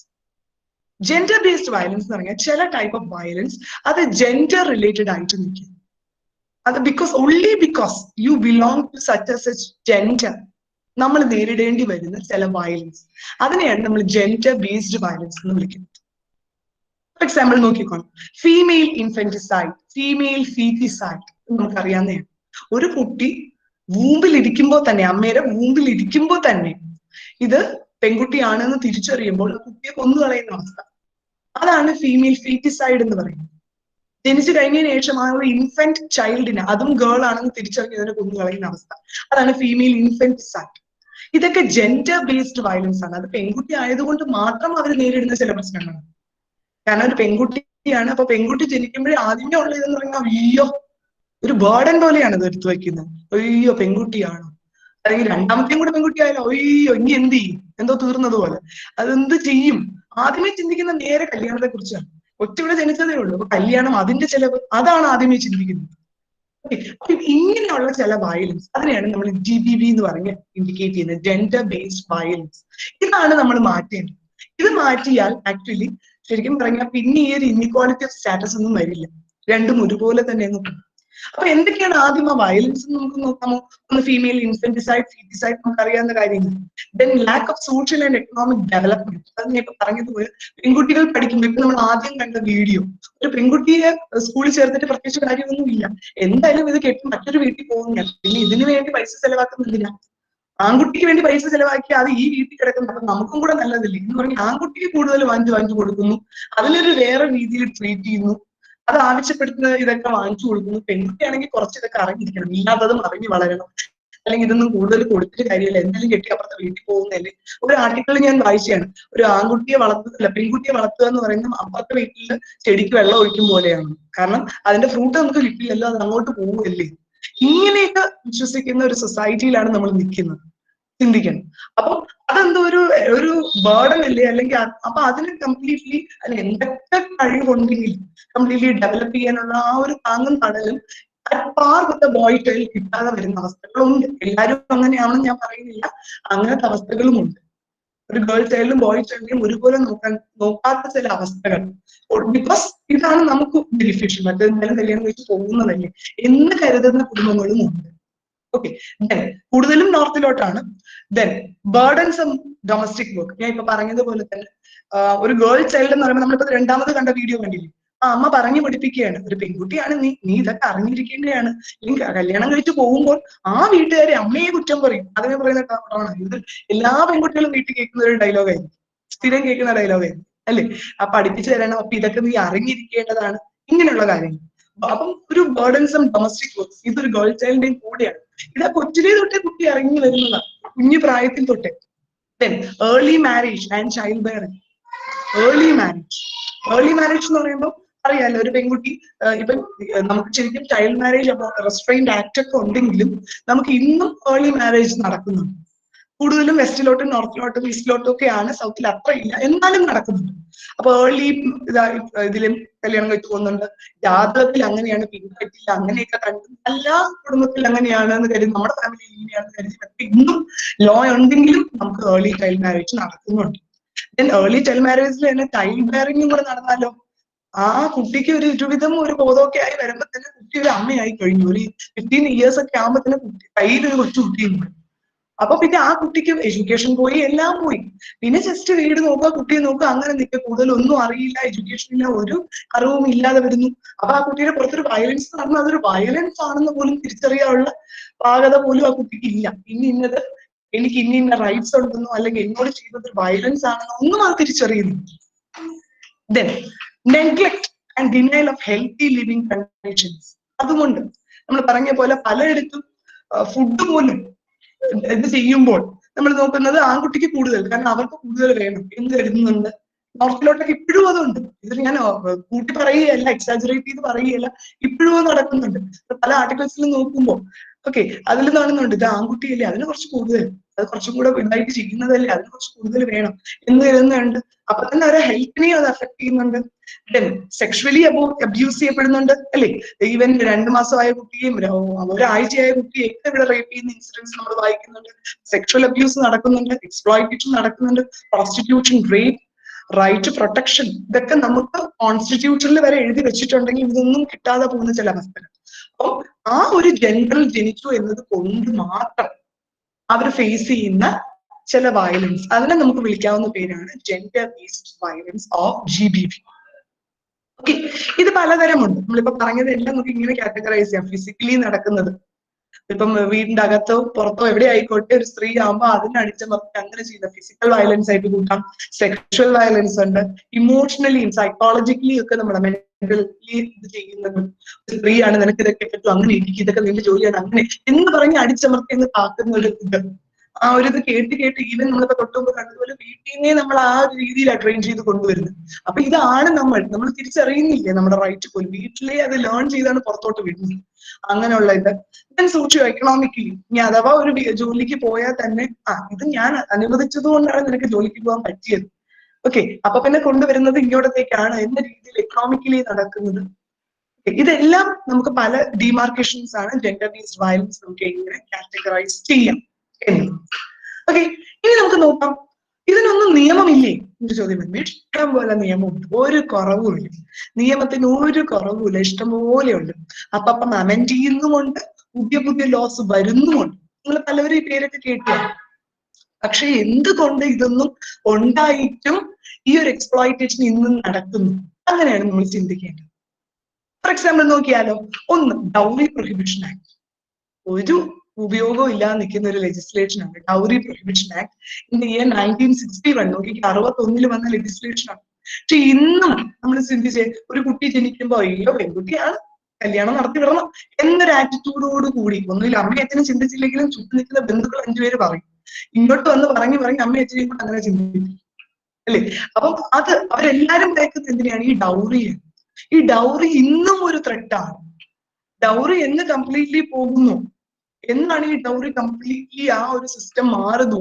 അത് നമ്മുടെ ഒരു ഇനിക്വാളിറ്റി സ്റ്റാറ്റസിന് ഒരു വലിയ ഒരു ശരിക്കും പറഞ്ഞ ഒരു ചവിട്ടുപടിയായിരിക്കും. ആ ഒരു സ്റ്റാറ്റസ് എടുത്തു മാറ്റാനുള്ള ഏറ്റവും വലിയ ഒരു സ്റ്റെപ്പിംഗ് സ്റ്റോൺ എന്ന് പറയുന്നത് ഈ ഡൗറി നമുക്ക് പ്രൊഹിബിറ്റ് ചെയ്യാൻ പറ്റുമെങ്കിൽ, കംപ്ലീറ്റ്ലി പ്രൊഹിബിറ്റ് ചെയ്യാൻ പറ്റുമെങ്കിൽ. പക്ഷെ അത് എന്തുകൊണ്ട് നടക്കുന്നില്ല എന്നറിയൂ. ഞാൻ ആക്ച്വലി ഒരു ഡൗറി പ്രൊഹിബിഷൻ ഓഫീസേഴ്സ് ഒക്കെ ഉണ്ട് നമുക്ക് ഡിസ്ട്രിക്ട് ലെവലിൽ. അപ്പൊ അവരെ കൂടെ ഇന്റർവ്യൂ ചെയ്ത സമയത്ത്, എന്റെ റിസർച്ചിന്റെ ഭാഗമായിട്ട് സംസാരിച്ച സമയത്ത് അവർ പറയുന്നത് വെച്ചാൽ ഡൗറി പ്രൊഹിബിഷൻ ഓഫീസർ ഉണ്ട്, പക്ഷെ നമുക്ക് ഇതുവരെ അവർ 15 വർഷം 20 വർഷമൊക്കെ സർവീസിലിരുന്ന ഓഫീസേഴ്സിന്റെ മുമ്പിൽ പോലും 2 കേസേ റിപ്പോർട്ട് ചെയ്തിട്ടുള്ളൂ. ഡൗറി വാങ്ങാഞ്ഞിട്ടാണോ റിപ്പോർട്ട് ചെയ്യാത്തത്? നമുക്കറിയാം എല്ലാത്തിലും ഡൗറി അങ്ങോട്ട് വാങ്ങുന്നുണ്ട്, കൊടുക്കുന്നുമുണ്ട്, എല്ലാം ഉണ്ട്.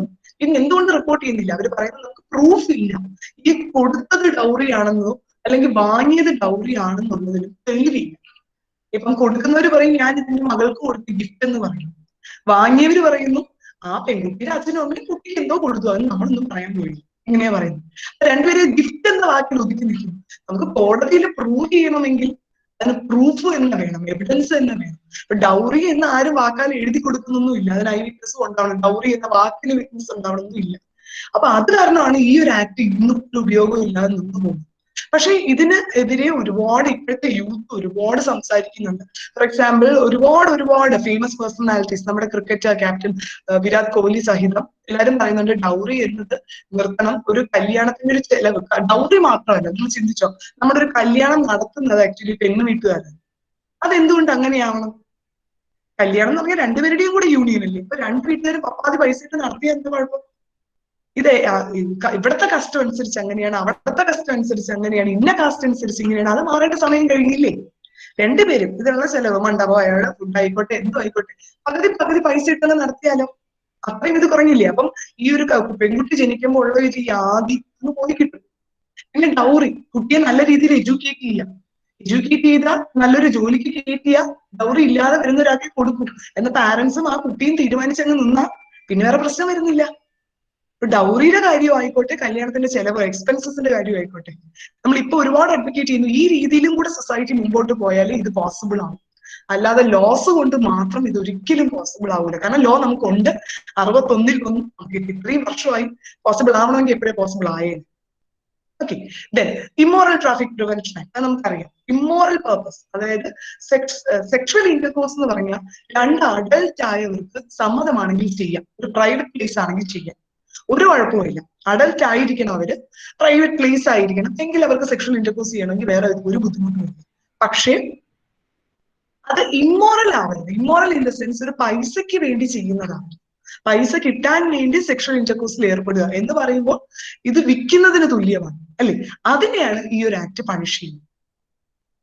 Okay, then maternity benefit act. ഇത് വളരെ നല്ലൊരു ലെജിസ്ലേഷൻ ആണ്. ഇപ്പൊ നേരത്തെ പറഞ്ഞതുപോലെ നമുക്ക് പണ്ട് ഈ ഒരു ശരിക്കും പറഞ്ഞാൽ നമ്മുടെ ഇന്നത്തെ ഇനീക്വാളിറ്റി സ്റ്റാറ്റസിലോട്ടൊക്കെ എത്താനും ഈ ഒരു ഡൊമസ്റ്റിക് വർക്ക് എന്നത് സ്ത്രീയുടെ മാത്രമാണ് എന്നൊക്കെ നിന്നൊരു സൊസൈറ്റി ഇന്ന് അതിലേക്ക് എത്താനുള്ള ഒരു കാരണം തന്നെ ഇതുകൊണ്ടായിരുന്നു. സ്ത്രീകളാകുമ്പോൾ പ്രൊക്രിയേഷൻ, ചൈൽഡ് ബെയറിങ് ഇതെല്ലാം വരുന്നു. ആ കുട്ടിയെ വളർത്തി പാലുകുട്ടി വളർത്തണം. ഇതിനൊക്കെ സ്ത്രീ എന്തായാലും വീട്ടിൽ ഉണ്ടായേ പറ്റൂ. പിന്നെ ജോലിക്ക് പോകാൻ പറ്റില്ല, കാരണം ഇങ്ങനെയുള്ള സമയത്ത് അപ്പൊ ജോലി പോകും എന്നൊരു ആറ്റിറ്റ്യൂഡ് ഉണ്ടായിരുന്ന സൊസൈറ്റിയിൽ ഈ ഒരു മെറ്റേണിറ്റി ബെനിഫിറ്റ് ആക്ട് കൊണ്ട് ഉദ്ദേശിക്കുന്നത് എന്താണ്? ഒരു delivery time before and after ആയിട്ട് ഇത്ര ടൈം പീരീഡ് ഫുൾ പേയോട് കൂടി ആ സ്ത്രീക്ക് ലീവ് കൊടുത്തേ പറ്റും. കാരണം ഈ സ്ത്രീ പ്രസവിച്ചുണ്ടാക്കുന്നത് നാളത്തെ ഒരു സിറ്റിസണെയാണ്. അപ്പൊ ആ ഒരു സിറ്റിസണ് വേണ്ട കെയറോട് കൂടി കൊണ്ടുവരേണ്ട ഉത്തരവാദിത്വം അമ്മയുടേതാണ്, അമ്മയുടെയും അച്ഛന്റെയും തന്നെയാണ്, ആ കുടുംബത്തിന്റേതാണ്. പക്ഷെ അതിനുള്ള ഇത് സപ്പോർട്ട് ഗവൺമെന്റ് കൊടുത്തില്ലേ പറ്റൂ. അപ്പം ജോലിയിൽ വേണ്ട ലീവ് കിട്ടിയില്ലെങ്കിൽ അമ്മയ്ക്ക് കുട്ടിയെ നോക്കാൻ പറ്റില്ല, ഉണ്ണി ജോലി കളയേണ്ട ഒരു അവസ്ഥ വരും. അപ്പം ജോലി കളയണം, അതിനൊക്കെ അപ്പം എന്ത് ചെയ്യും? ജോലി കളയണം, അപ്പൊ പൈസയ്ക്ക് ആവശ്യമാണ്, ജോലി കളഞ്ഞിട്ട് നിൽക്കാൻ പറ്റുള്ളൂ, ഇത്രയും പഠിച്ചല്ലേ എന്ന് മിക്കൊരു എഡ്യൂക്കേഷൻ ലോണും ഒക്കെ എടുത്ത് പഠിക്കുന്നേ. എന്ത് ചെയ്യും എന്ന് പറയുമ്പോൾ അല്ലെങ്കിൽ പിന്നെ കുട്ടിയെ വേണ്ടെന്ന് വെക്കും. അങ്ങനെയൊക്കെ വരുമ്പോൾ നാളത്തെ ഒരു തലമുറയാണ്. അതുകൊണ്ടാണ് ഈ മെറ്റേണിറ്റി ബെനിഫിറ്റ് ആക്ട് ഒക്കെ വന്നത്. കമ്പൽസറി 6 months ലീവ് കൊടുത്തിരിക്കണം ഫുൾ പേയോട് കൂടി. സെൻട്രൽ ഗവൺമെന്റ് 8 months കൊടുക്കുന്നുണ്ട്. പിന്നെ അതിനുശേഷവും കുറെ ഫെസിലിറ്റീസ് ഉണ്ട്. ഇപ്പൊ ആ ഇൻസ്റ്റിറ്റ്യൂഷനിൽ ക്രഷ്, കുട്ടിയെ കാണാനുള്ള ഇന്റർവെൽസ്, അങ്ങനെ കുറെ ഇതുണ്ട്. അങ്ങനെ ഒരു വളരെ നല്ലൊരു ഇതാണ് മെറ്റേണിറ്റി ബെനിഫിറ്റ് ആക്ട്. പിന്നെ ഈ 2 act, MTP act, medical termination of pregnancy act, PNDT act, ഇത് രണ്ടും സെക്സ് സെലക്ഷൻ അബോളിഷ് ചെയ്യുന്ന ആക്ടുകളാണ്.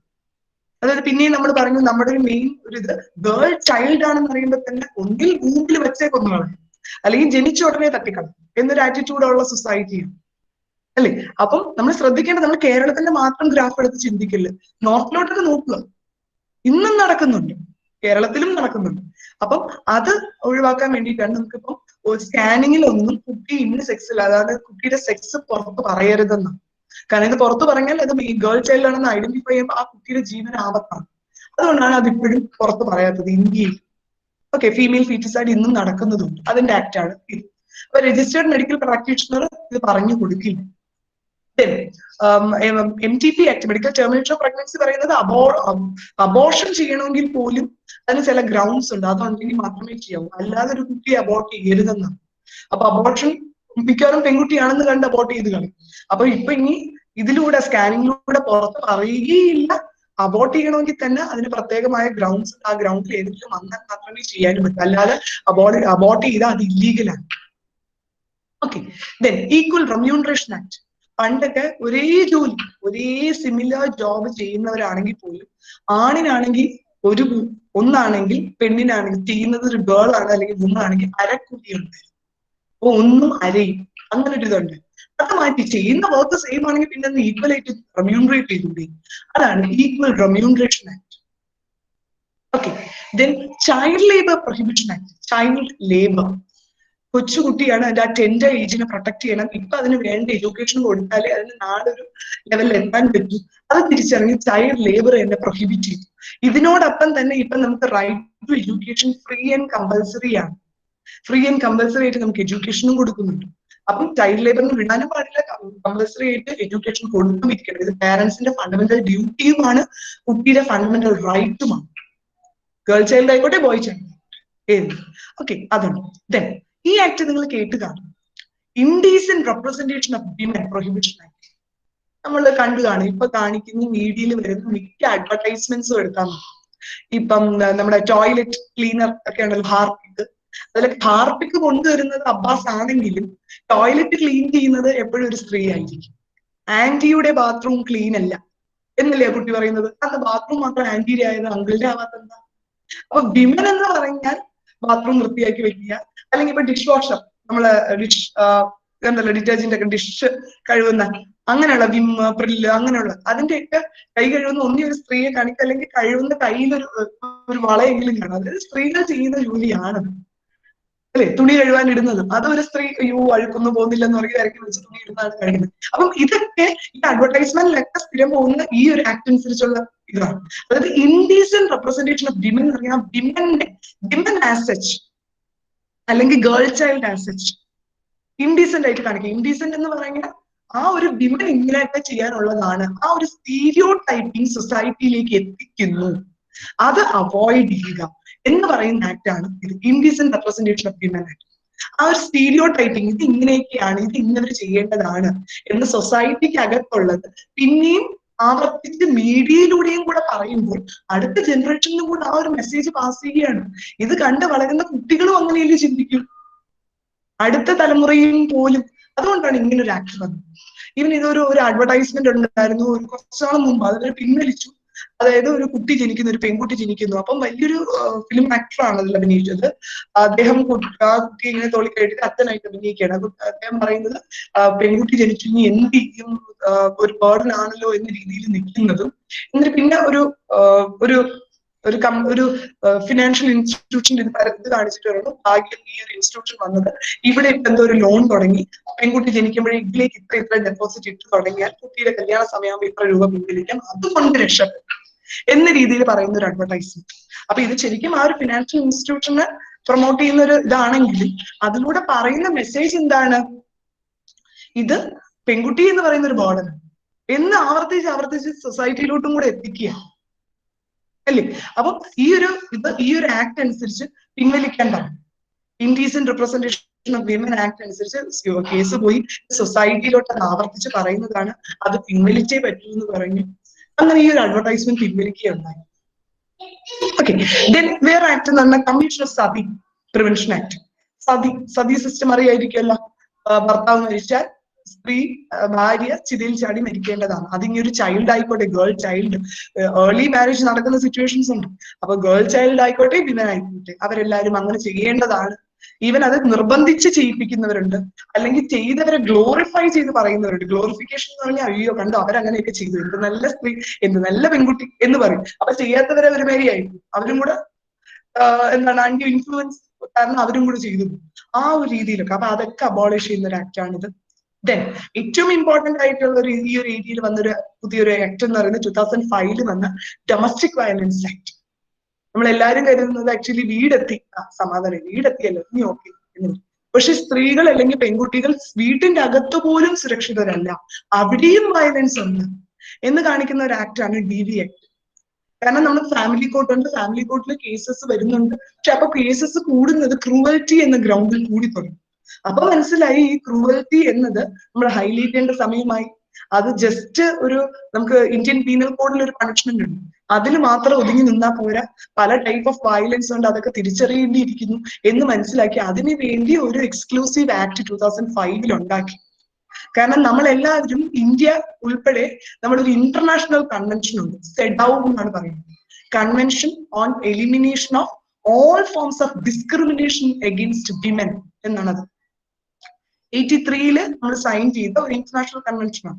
അതിൽ പറയുന്നത് എന്തൊക്കെ തരം ഡിസ്ക്രിമിനേഷൻ വിമൻ ഫേസ് ചെയ്യുന്നുണ്ട്, women or A girl, gender, ആ ജെൻഡർ ഫേസ് ചെയ്യുന്നുണ്ടെന്ന് ഐഡന്റിഫൈ ചെയ്തിട്ട് അതൊക്കെ എന്താണ് എലിമിനേറ്റ് ചെയ്യാനുള്ള ലോസ് കൊണ്ടുവരണം എന്നാണ്. അതിൽ ഇന്ത്യയും ഒരു സിഗ്നേറ്ററിയാണ്. അതിന്റെ ഭാഗമായിട്ടാണ് എന്ത് ചെയ്തത്, ഇന്ത്യ പോലും ഇതില് ലോസ് കൊണ്ടുവരാൻ തയ്യാറാണ്. അതാണ് 2005 നമുക്ക് ഇങ്ങനെ ഒരു ആക്ട് വന്നു.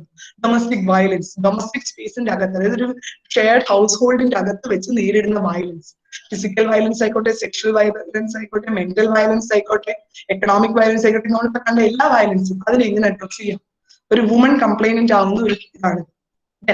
പറഞ്ഞ പോലെ child marriage restraint act, child marriage പറ്റില്ല എന്ന് പറയുന്നത്.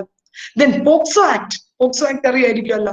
അതായത് ഈ കാത്വ റേപ്പ് കേസിന് ശേഷമാണ് ഇത് ഹൈലൈറ്റ് ചെയ്യപ്പെട്ടത്. അതായത് അതിനു മുമ്പും ഇൻസിഡൻസ് ഉണ്ട്, പക്ഷെ അപ്പോഴാണ് ഒരു കൂടുതലായിട്ട് ഇത് ഹൈലൈറ്റ് ചെയ്യപ്പെട്ടത്. അതായത് ഗേൾ ചൈൽഡ് 8 വയസ്സും 7 വയസ്സും ഞാൻ പറയുന്നത് ഈവൻ മന്ത്സ് ഓൾഡ് ആയ കുട്ടികൾ പോലും റേപ്പ് ചെയ്യപ്പെടുന്നു. എന്നിട്ട് ഇന്നും ഈ റേപ്പ് നടക്കുമ്പോൾ പറയുന്ന ഒരു ഭാഗം എന്താണ്, കുട്ടിയുടെ ഡ്രസ്സിംഗ് ആണ് അതിനൊക്കെ ഒരു കാരണം. ഈ 2 മാസമായ കുട്ടിയും 70 വയസ്സായ ഒരു ഓൾഡ് വുമണും അവരെയൊക്കെ ഡ്രസ്സിങ്ങിന് എങ്ങനെ കുറ്റം പറയാൻ പറ്റുമെന്ന് മനസ്സിലാവുന്നു. അപ്പൊ സൊസൈറ്റി അതിനെ പോലും പറയുന്ന സൊസൈറ്റീസ് ഉണ്ടെന്ന് നമ്മൾ മനസ്സിലാക്കുക.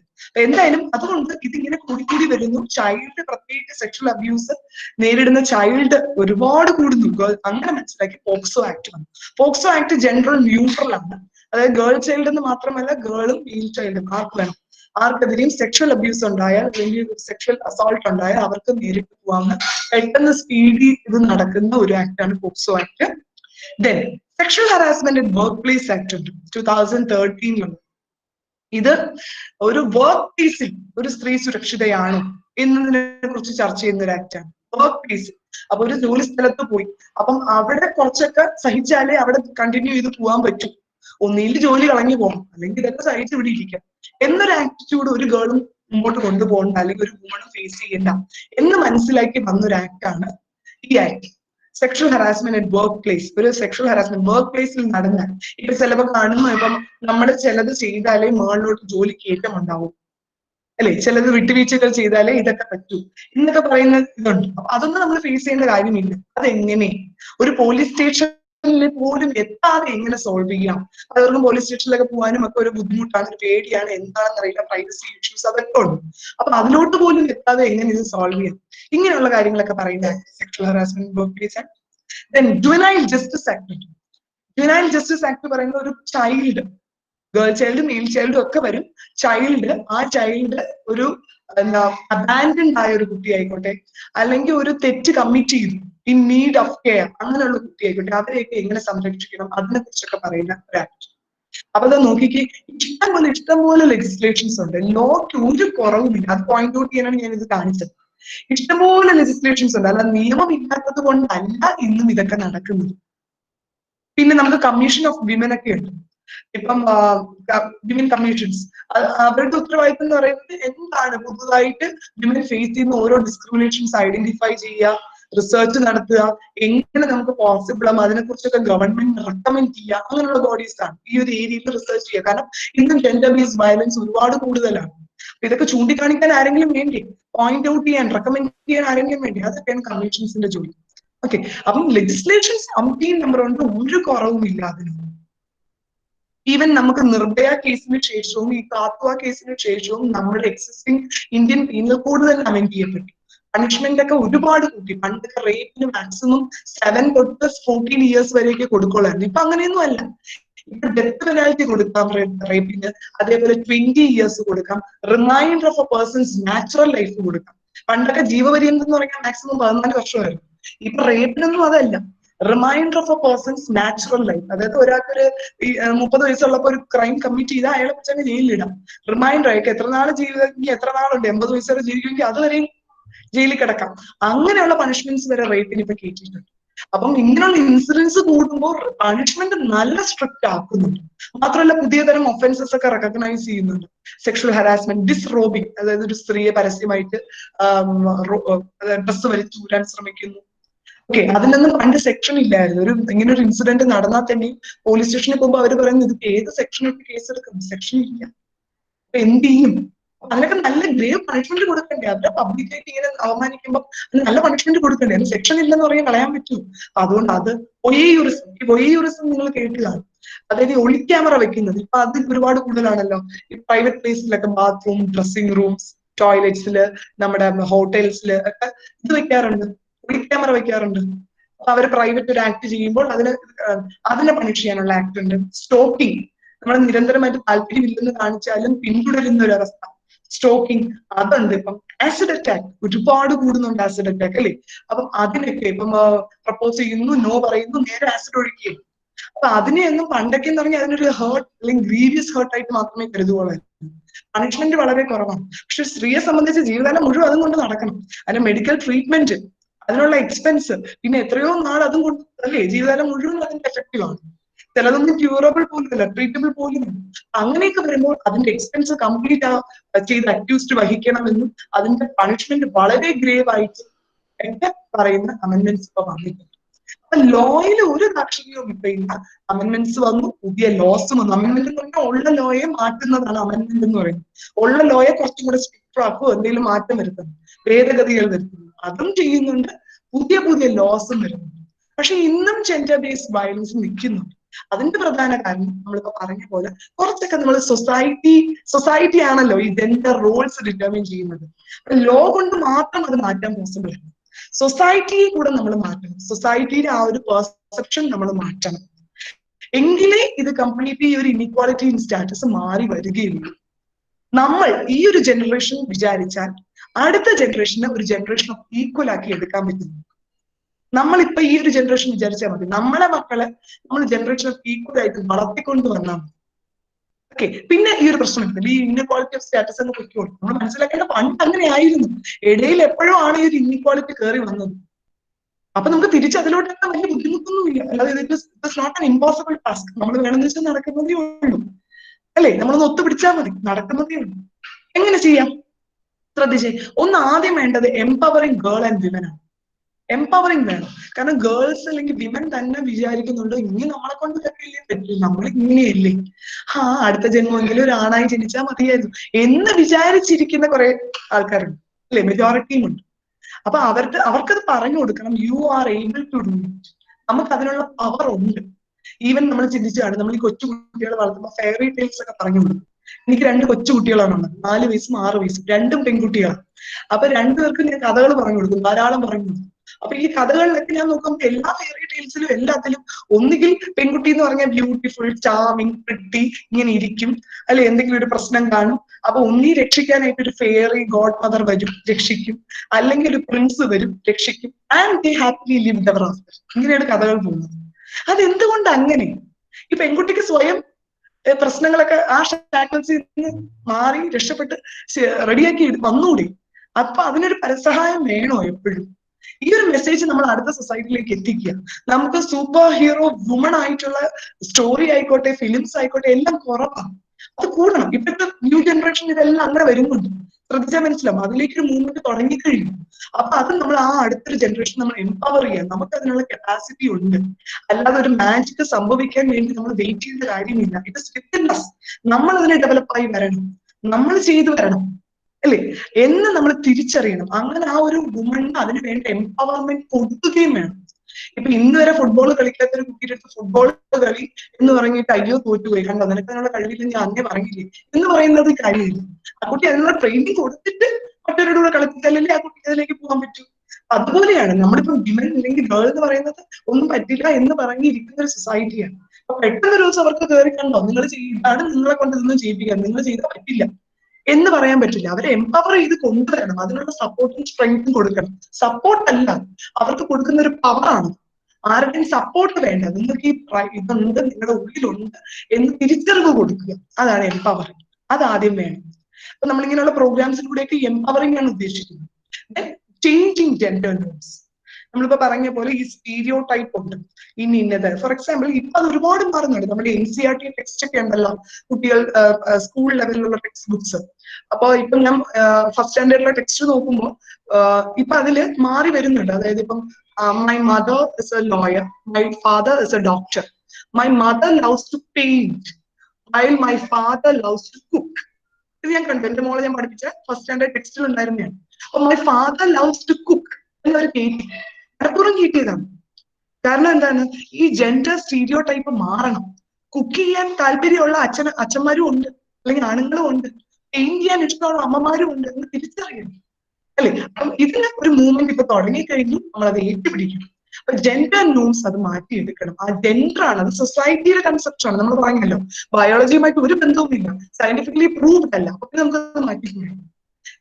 അവയർനെസ് കൊണ്ടുവരിക, അവയർനെസ് പ്രോഗ്രാം അറ്റ്ലീസ്റ്റ് ഇങ്ങനെയുള്ള ദിവസങ്ങൾ കൊണ്ട് ഉദ്ദേശിക്കുന്നത് അതാണ്, എത്തിക്കുക, കുറച്ചു പേരിലേക്ക് എത്തിക്കുക.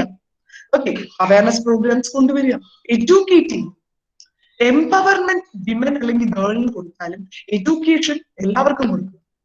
അല്ല, അത് വിമന് മാത്രം കൊടുത്തിട്ട് കാര്യമില്ല. ഇപ്പൊ തന്നെ നമ്മുടെ ഈ പ്രോഗ്രാമിൽ മിക്ക പ്രോഗ്രാംസിലും ഇങ്ങനെയുള്ള പ്രോഗ്രാം വിമൻസ് ഡേ, ഞാൻ നേരത്തെ പറയുന്നത് വിമൻസ് ഡേ അല്ലെങ്കിൽ ഗേൾ ചൈൽഡ് ഡേയിലൊക്കെ കാണികൾ മെജോറിറ്റിയും അല്ലെങ്കിൽ 99% വിമൻ ആയിരിക്കും, അല്ലെങ്കിൽ ഗേൾസ് ആയിരിക്കും. എന്ന് പറയുമ്പോൾ മെസ്സേജ് മറ്റവരിലോട്ടും കൂടെ എത്തുന്നില്ല, എഡ്യൂക്കേഷൻ അപ്പുറത്തോട്ടും കൂടെ എത്തണം. അല്ലെങ്കിൽ മെൻ അല്ലെങ്കിൽ ബോയ്സ് അവർ കരുതുന്നത് എന്താണ്, അയ്യോ ഇത് പെണ്ണുങ്ങൾക്ക്, അപ്പൊ നമുക്കെതിരെ എന്തോ പറയുകയാണ് അവിടെ, നമുക്കെതിരെ എന്തൊക്കെ ചർച്ച നടക്കുകയാണ് എന്ന് ചിന്തിക്കും. അപ്പൊ അങ്ങനെയല്ല നമ്മൾ പറയുന്നത്, ഈക്വൽ ആയിട്ട് പോകണം, ആരെയും തോപ്പിക്കുന്നതൊന്നും വേണ്ട അല്ലെ. ജനറേഷൻ ഓഫ് ഈക്വൽ അത്രയും നമ്മൾ ഉദ്ദേശിക്കുന്നുള്ളൂ. അതിന് വേണ്ടിയിട്ട് നമ്മൾ നമ്മുടെ വോയിസ് പറയണം, നമുക്കും ഒരു വോയിസ് ഉണ്ട്, അതും കൂടെ കേൾക്കണേ എന്ന് പറയുകയാണ്. അത് എഡ്യൂക്കേറ്റ് ചെയ്യുക. ആൻഡ് ഫൈനലി നമ്മുടെ എല്ലാ സിസ്റ്റം, ജുഡീഷ്യൽ സിസ്റ്റം, എല്ലാ സിസ്റ്റത്തിലും ചെറിയൊരു റീവാമ്പിങ് അത് നടക്കുന്നുണ്ട്. ഞാൻ പറഞ്ഞല്ലോ, ഇപ്പൊ ജഡ്ജ്മെന്റ്സ് ആയിക്കോട്ടെ, നമ്മുടെ ലോസ് ആയിക്കോട്ടെ, അതെല്ലാം ജെൻഡർ ഇക്വിറ്റി എന്ന കൺസെപ്റ്റ് മനസ്സിലാക്കിക്കൊണ്ട് തന്നെയാണ് ഇപ്പൊ വരുന്ന ഓരോ വിധികളും ഓരോ ലോസും എല്ലാം. ജെൻഡർ ഇക്വിറ്റി, ജെൻഡർ ഇക്വാളിറ്റി, ആ ഒരു കൺസെപ്റ്റ് നല്ല രീതിയിൽ മനസ്സിലാക്കുന്നുണ്ട്. അപ്പൊ ആ സൈഡ് വർക്കിംഗ് ആണ് നടക്കുന്നത്. ഇനി നമുക്ക് വേണ്ടത് ഹാൻഡ് ഇൻ ഹാൻഡ് ആയിട്ട് ഇത് നടക്കണം. എംപവറിംഗ് ഓഫ് ഗേൾസ് വേണം, അതേപോലെ educating the society as a whole. Society educate ചെയ്യുമ്പോൾ നമ്മുടെ ഈ സ്റ്റീരിയോ ടൈപ്പ് അങ്ങ് പോകും. സ്ഥിരം ഉള്ള ഈ ഒരു നോംസ്, ഇത് നിങ്ങളുടെയാണ്, നിങ്ങളുടെ ജോലിയാണ്, ആ ഒരു ഇതങ്ങ് പയ്യെ പോകും. അപ്പൊ എല്ലാം ഒരുപോലെയാണ്. ഇങ്ങനെ മാത്രമേ നമുക്ക് ഈ ഒരു GBV അല്ലെങ്കിൽ ജെൻഡർ ബേസ്ഡ് വയലൻസ് മാറ്റാൻ പറ്റൂ. ഓക്കെ, അപ്പം എന്താ നോക്കിക്കേ, ഇത്രയും നേരം എന്റെ വോയിസ് റേസ് ചെയ്ത് ഇങ്ങനെ പറഞ്ഞത് ഇതൊന്നും കൊണ്ടല്ല, നമ്മളിൽ കുറച്ചു പേരെങ്കിലും അല്ലെങ്കിൽ നമ്മളിലൊരു മെജോറിറ്റി ഇന്നും നമ്മളെ കൊണ്ട് പറ്റില്ല എന്ന് പറഞ്ഞ് വിചാരിച്ച് കിടക്കുന്നൊരു ഇതുണ്ട്. അങ്ങനെയല്ല, നമുക്കും പറ്റും. അതിന് വേറെ പുറത്തുനിന്നൊരു സപ്പോർട്ടോ ഒന്നും വേണ്ട, നമ്മൾ തന്നെ തിരിച്ചറിഞ്ഞാൽ മതി, നമ്മൾ തന്നെ ഒന്ന് എംപവേർഡ് ആയാൽ മതി എന്ന് നമ്മൾ മനസ്സിലാക്കുക. ഓക്കെ, ഒരു നല്ലൊരു സൊസൈറ്റി എന്ന് പറയുന്നത് വിമനെ എവിടെ വാല്യൂ ചെയ്യുന്നു അതാണ്. അല്ലാതെ ഒരു ബാക്കിയുള്ള ഒരു ബ്രോക്കൺ സൊസൈറ്റിയാണ്. നമ്മൾ ഇന്ന് ജീവിക്കുന്ന ഒരു ബ്രോക്കൺ സൊസൈറ്റിയിലാണ്. നമ്മൾ ഇന്നും പറയുന്നത് നേരത്തെ വീട്ടിൽ കയറിക്കോ, 6 മണിക്ക് മുമ്പ് വീട്ടിൽ കയറിക്കോ, അല്ലെങ്കിൽ ഇവിടെ പ്രശ്നമാണ് എന്ന് പറയുമ്പോൾ നമ്മുടെ സൊസൈറ്റി അഴുക്കുകയാണെന്നാണ് നമ്മൾ പറയുന്നത്. അത് നമ്മുടെ കുഴപ്പമല്ല, സൊസൈറ്റി അഴുക്കുകയാണ്. അപ്പൊ നമുക്ക് വേണമെങ്കിൽ നമ്മൾ വീട്ടിൽ കയറുന്നു, അങ്ങനെയല്ല നമ്മൾ പറയുന്നത്. നമ്മള് നമ്മുടെ ഇപ്പൊ ഒരു പെൺകുട്ടിയെ വളർത്തുമ്പോൾ വളർത്തുമ്പോൾ ആൺകുട്ടിയുടെ അടുത്തും പറയുക, രണ്ടുപേർക്കും. ഇപ്പൊ ആൺകുട്ടിയുടെ അടുത്തും ഒരു സ്ത്രീയെ എങ്ങനെ ബഹുമാനിക്കണം, എങ്ങനെ റെസ്പെക്ട് ചെയ്യണം. ഓക്കെ, എന്റെ മോൻ അങ്ങനെയൊന്നും ചെയ്യൂല എന്ന് പ്രൗഡായിട്ട് ഒരു അമ്മയ്ക്കോ അച്ഛനോ പറയാൻ പറ്റണം. ആ രീതിയിൽ ആൺകുട്ടിയും കൂടെ വളർത്തണം. അല്ല പെൺകുട്ടി മാത്രം ഇങ്ങനെ അടച്ച് വളർത്തിക്കൊണ്ടിരുന്നിട്ട് ഒരു കാര്യമില്ല. അപ്പൊ അവിടെ മറ്റവർക്ക് ലൈസൻസ് കൊടുത്ത് വിടും പോലെയാണ്. അപ്പൊ നമ്മൾ ആ ഒരു ബ്രോക്കൺ സൊസൈറ്റിയിൽ നിന്ന് മാറേണ്ട സമയം കഴിഞ്ഞു. അതിന് ഈ ഒരു എഡ്യൂക്കേഷൻ പ്രോസസ് എത്തണം. ഓക്കെ, ദെൻ നമ്മളിപ്പോ പലരും വിചാരിച്ചാണ് ഞാൻ ഒറ്റയ്ക്ക് കരുതിയിട്ട് എന്ത് ചെയ്യാനാണ്. അങ്ങനെയല്ല, നമ്മൾ ഒറ്റയ്ക്ക്, നമ്മൾ നേരത്തെ ആ ഒരു ഫസ്റ്റ് കുട്ടികളുടെ ഒരു വീഡിയോ കണ്ടില്ലേ, എല്ലാരും കൂടെ ഒത്തുപിടിച്ചപ്പോൾ നടന്നു, ഒരു വിചാരിച്ച കാര്യം നടന്നു. അതുപോലെ നമ്മൾ ഒരു കല്ലെടുത്തൊരു വെള്ളത്തിന്റെ മുകളിൽ ഇങ്ങനെ തെറ്റി എറിയുമ്പോൾ അതിൽ റിപ്പിൾസ് ഉണ്ടാവുന്നില്ലേ, അതേപോലെ നമ്മൾ ഓരോരുത്തരും വിചാരിച്ചാൽ ചെറിയ ചെറിയ മാറ്റങ്ങൾ വരുത്താൻ പറ്റും. നമ്മൾ ഓരോരുത്തരും അങ്ങനെ കരുതുക, അല്ലാതെ ഒരാളായിട്ട് എന്ത് ചെയ്യും എന്ന് വിചാരിക്കാതെ നമ്മൾ എംപവേർഡ് ആവുക, നമുക്ക് പറ്റുന്നത് നമ്മുടെ ഒരു എഡ്യൂക്കേഷൻ അതൊക്കെ കൊണ്ടുവരിക, എന്നിട്ട് അവനവന്റെ കഴിവ് തിരിച്ചറിഞ്ഞ് ആ രീതിയിലേക്ക് എത്തുക, ആ ഒരു മേഖലയിലേക്ക് എത്തുക. അവിടെ ഒരിക്കലും ജെൻഡർ നമുക്കൊരു തടസ്സമാവരുത്. ബിക്കോസ് നമ്മൾ മനസ്സിലാക്കണം, ജെൻഡർ എന്ന് പറയുന്നത് സൊസൈറ്റി പറയുന്നതാണ്, അത് നമ്മൾ കേൾക്കേണ്ട കാര്യമില്ല. Biological aspect is different, gender aspect purely society പറയുന്നതാണ്. അപ്പൊ അതൊരിക്കലും നമുക്കൊരു തടസ്സമാവരുത്. ലോ എല്ലാം ഫുള്ളി സപ്പോർട്ട് ഉണ്ട്. അപ്പൊ നമ്മൾ അത് തിരിച്ചറിഞ്ഞ് സൊസൈറ്റി ഇങ്ങനെയൊക്കെ പറഞ്ഞ് നമ്മൾ വീട്ടാൻ നോക്കിയാൽ, നമ്മൾ ആ നേരത്തെ കാണിച്ച ആ ഡോങ്കിയുടെ ഒരു കാർട്ടൂൺ കണ്ടല്ലോ, അത് ആലോചിച്ചാൽ മതി, നമുക്ക് എല്ലാവരെയും വാടക്കാൻ പറ്റില്ല. നമ്മളത് തിരിച്ചറിഞ്ഞ് മുമ്പോട്ട് പോകും. Okay, we do not need magic to change the world. ഇനി ഒരു മാജിക് വരുന്നു, ഒരു ഫെയറി ഗോഡ് മദർ വന്ന് സിൻഡ്രലെ രക്ഷിക്കും പോലെ ഒരാൾ വന്ന് രക്ഷിക്കുന്നു എന്ന് വിചാരിക്കേണ്ട. നമ്മുടെ ഉള്ളിൽ തന്നെ ആ ഒരു പവർ ഉണ്ട്, നമ്മൾ അതൊന്ന് തിരിച്ചറിയാൻ മതി. അതാണ് ഈ എംപവറിംഗ് കൊണ്ട് ഉദ്ദേശിക്കുന്നത്. തിരിച്ചറിയാൻ നമുക്ക് പറ്റുന്ന കരുതി നമ്മളൊരു ഡ്രീം ഉണ്ടാക്കുക. നമുക്ക് എല്ലാവർക്കും ഒരു ഡ്രീം വേണം, ഇല്ലെങ്കിൽ ഒരു ഡ്രീം സെറ്റ് ചെയ്യുക, ഒരു ഗോൾ സെറ്റ് ചെയ്യുക, എന്നിട്ട് അതിലേക്ക് വർക്ക് ചെയ്യുക. ഉറപ്പായിട്ട് എത്തിയിരിക്കും. നമ്മൾ വേണമെന്ന് വെച്ചാൽ നമുക്ക് നടക്കാത്തായിട്ട് ഒന്നുമില്ല, നത്തിങ് ഈസ് ഇമ്പോസിബിൾ. ഒരു ഡ്രീം ഉണ്ടാക്കുക, അതിന് ജെൻഡർ ഒരിക്കലും ഒരു തടസ്സമല്ല. ഒരു ഡ്രീം ഉണ്ടാക്കുക, അതിലേക്ക് എത്താൻ ശ്രമിക്കുക. ഓക്കെ, അത്രയാണ് ഞാൻ ഈ ഒരു പ്രസന്റേഷൻ കൊണ്ട് ഉദ്ദേശിച്ചത്. ഇനി ഞാൻ നിങ്ങൾക്ക് ഒരു വീഡിയോയും കൂടെ ഒന്ന് കാണിക്കാം, എന്നിട്ട് നമുക്ക് ഡിസ്കഷനിലേക്ക് പോകാം.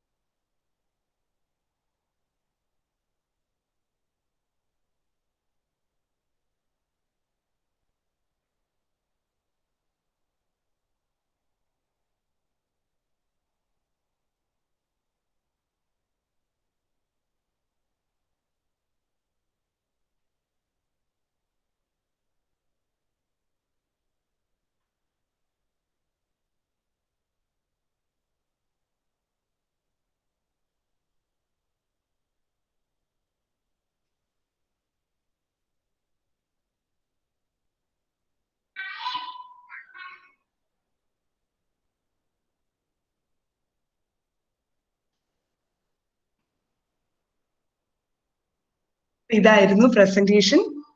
ഇനി കഴിഞ്ഞു, എന്റെ പ്രസന്റേഷൻ കഴിഞ്ഞു. ജിനി ടീച്ചർ, നിങ്ങൾക്ക് ഡൗട്ട്സ് ഉണ്ടെങ്കിൽ ചോദിക്കാം.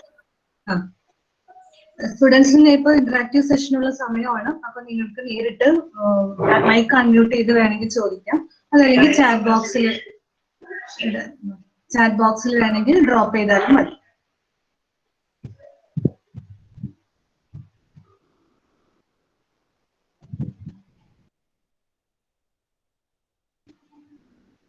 Ma'am, thank you so much. That was an extremely useful session. Thank you, thank you.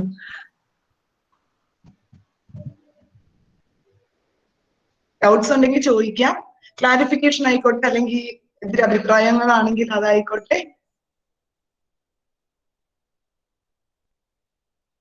ചോദിച്ചോണം, എന്തുണ്ടെങ്കിലും ചോദിച്ചോണം. Hello miss. ചോദിച്ചോണം.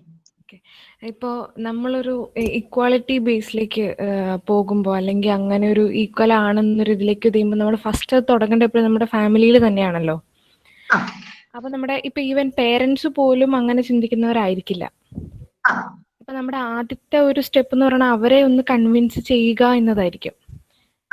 ഇപ്പൊ ഒരു ആൺകുട്ടിയും പെൺകുട്ടിയും ഉള്ള വീട്ടിലാണെങ്കിൽ ഇപ്പൊ അങ്ങനെയല്ല, പെട്ടെന്ന് ഇങ്ങനെയുള്ള ഒരു അറിവ് കിട്ടി അതിനെ ബ്രേക്ക് ചെയ്യാൻ നോക്കുമ്പോൾ ആ കുട്ടി അവിടെ എന്താ പറയാ ഒരു ധിക്കാരി അങ്ങനെ ഒരു ലെവലിലേക്ക് പോകും. അപ്പൊ അതൊരു തരത്തില് കുട്ടികളുടെ മീൻസ് അതിനെ ഓവർകം ചെയ്യാന്ന് വെച്ചാൽ ഒരു ചെറിയൊരു ടാസ്ക് തന്നെയാണ്. അപ്പൊ അതിനെ നമ്മള് രണ്ടാമത്തെ ഒരു വീഡിയോ ഇട്ടത് ഓർമ്മയുണ്ടോ? രണ്ടാമത്തെ വീഡിയോ, അതായത് ഒരു ഗേൾ ചൈൽഡും ഒരു അമ്മ, അച്ഛൻ, 2 കുട്ടികൾ, പെൺകുട്ടി അവർ ബാഡ്മിന്റൺ കളിക്കാൻ പോകുന്നു. ആ വീഡിയോ പ്ലേ ചെയ്ത കണ്ടില്ലേ? കണ്ടായിരുന്നോ? അതിലും അത് തന്നെയാണ് പറയുന്നത്. അപ്പൊ പറയുന്നത്, നീ എന്നെ കുറച്ച് സഹായിക്കേണ്ടേ, പെൺകുട്ടിയല്ലേ, നീ ഇവിടുത്തെ കാര്യങ്ങൾ അറിഞ്ഞിരിക്കേണ്ടേ. അത് തന്നെയാണ് നമ്മൾ ഉദ്ദേശിക്കുന്നത്. അതാണ് നമ്മൾ ഈ സൊസൈറ്റിയിലെ ജെൻഡർ റോൾസ് എന്ന് പറയുന്നത്. സൊസൈറ്റിക്കകത്ത് ആരും വരും? നമ്മുടെ പാരന്റ്സും വരും. സൊസൈറ്റി എന്ന് പറയുമ്പോൾ ഈ ഒരു സമൂഹം, അവരും ഇങ്ങനെ ഒരു സൊസൈറ്റി പറഞ്ഞു പഠിപ്പിച്ച രീതിയിലാണ് അവരും കൊണ്ടുപോയത്. അതാണ് നമ്മൾ ഈ അവസാനത്തെ വീഡിയോയിലും കാണിച്ചത്. Don't race us in the way you were raised. നിങ്ങൾ വളർന്നു വന്ന രീതിയിൽ നമ്മളെ ഇനി റേസ് ചെയ്ത് കൊണ്ടുവരല്ലേ, നമ്മളെങ്കിലും ഇനി ഈക്വൽ ആയിട്ട് റേസ് ചെയ്യൂ. അത് ഇമ്പോസിബിൾ ഒന്നും അല്ല, പക്ഷെ ഇപ്പൊ പറഞ്ഞതുപോലെ ഒരു ടാസ്ക് തന്നെയാണ്. നമ്മൾ ആ തിരിച്ചറിവ് കൊടുക്കുക. ആരാണ് ഇത് തിരിച്ചു പറയുന്നത്? അവരൊരു ധിക്കാരി എന്ന് തന്നെ കരുതി പുറത്താണ്. പക്ഷെ ഞാൻ പറയുന്നത്, നമ്മളെങ്കിലും നമ്മുടെ ഈ ഒരു പ്രസന്റ് ജനറേഷൻ എങ്കിലും അടുത്ത ജനറേഷനിലേക്ക്, ഇപ്പൊ നമ്മൾ നമ്മുടെ മക്കളെ കൊണ്ടുവരുമ്പോഴെങ്കിലും നമ്മൾ ആ ഒരു ഇത് മനസ്സിലാക്കുക. അല്ല, നമ്മളും എങ്ങനെയാണോ വന്നത് ആ രീതിയിൽ വരാതിരിക്കുക. നമ്മുടെ പാരന്റ്സിനോട് പറഞ്ഞു. അവയർനെസ് പ്രോഗ്രാം ഇപ്പൊ ഒരുപാട് നടക്കുന്നുണ്ട്. ശരിക്കും ഒരുപാട് അവയർനെസ് പ്രോഗ്രാംസ് നടക്കുന്നുണ്ട്. അതിൽ നിന്ന് മനസ്സിലാക്കേണ്ടതാണ്. പക്ഷെ ബുദ്ധിമുട്ടാണ്. പക്ഷെ ബുദ്ധിമുട്ടാണേ ഉള്ളൂ, ഇമ്പോസിബിൾ ആണ്. പറഞ്ഞാൽ ശരിയാണ്, ബുദ്ധിമുട്ടാണ്, പക്ഷെ ഇമ്പോസിബിൾ അല്ല.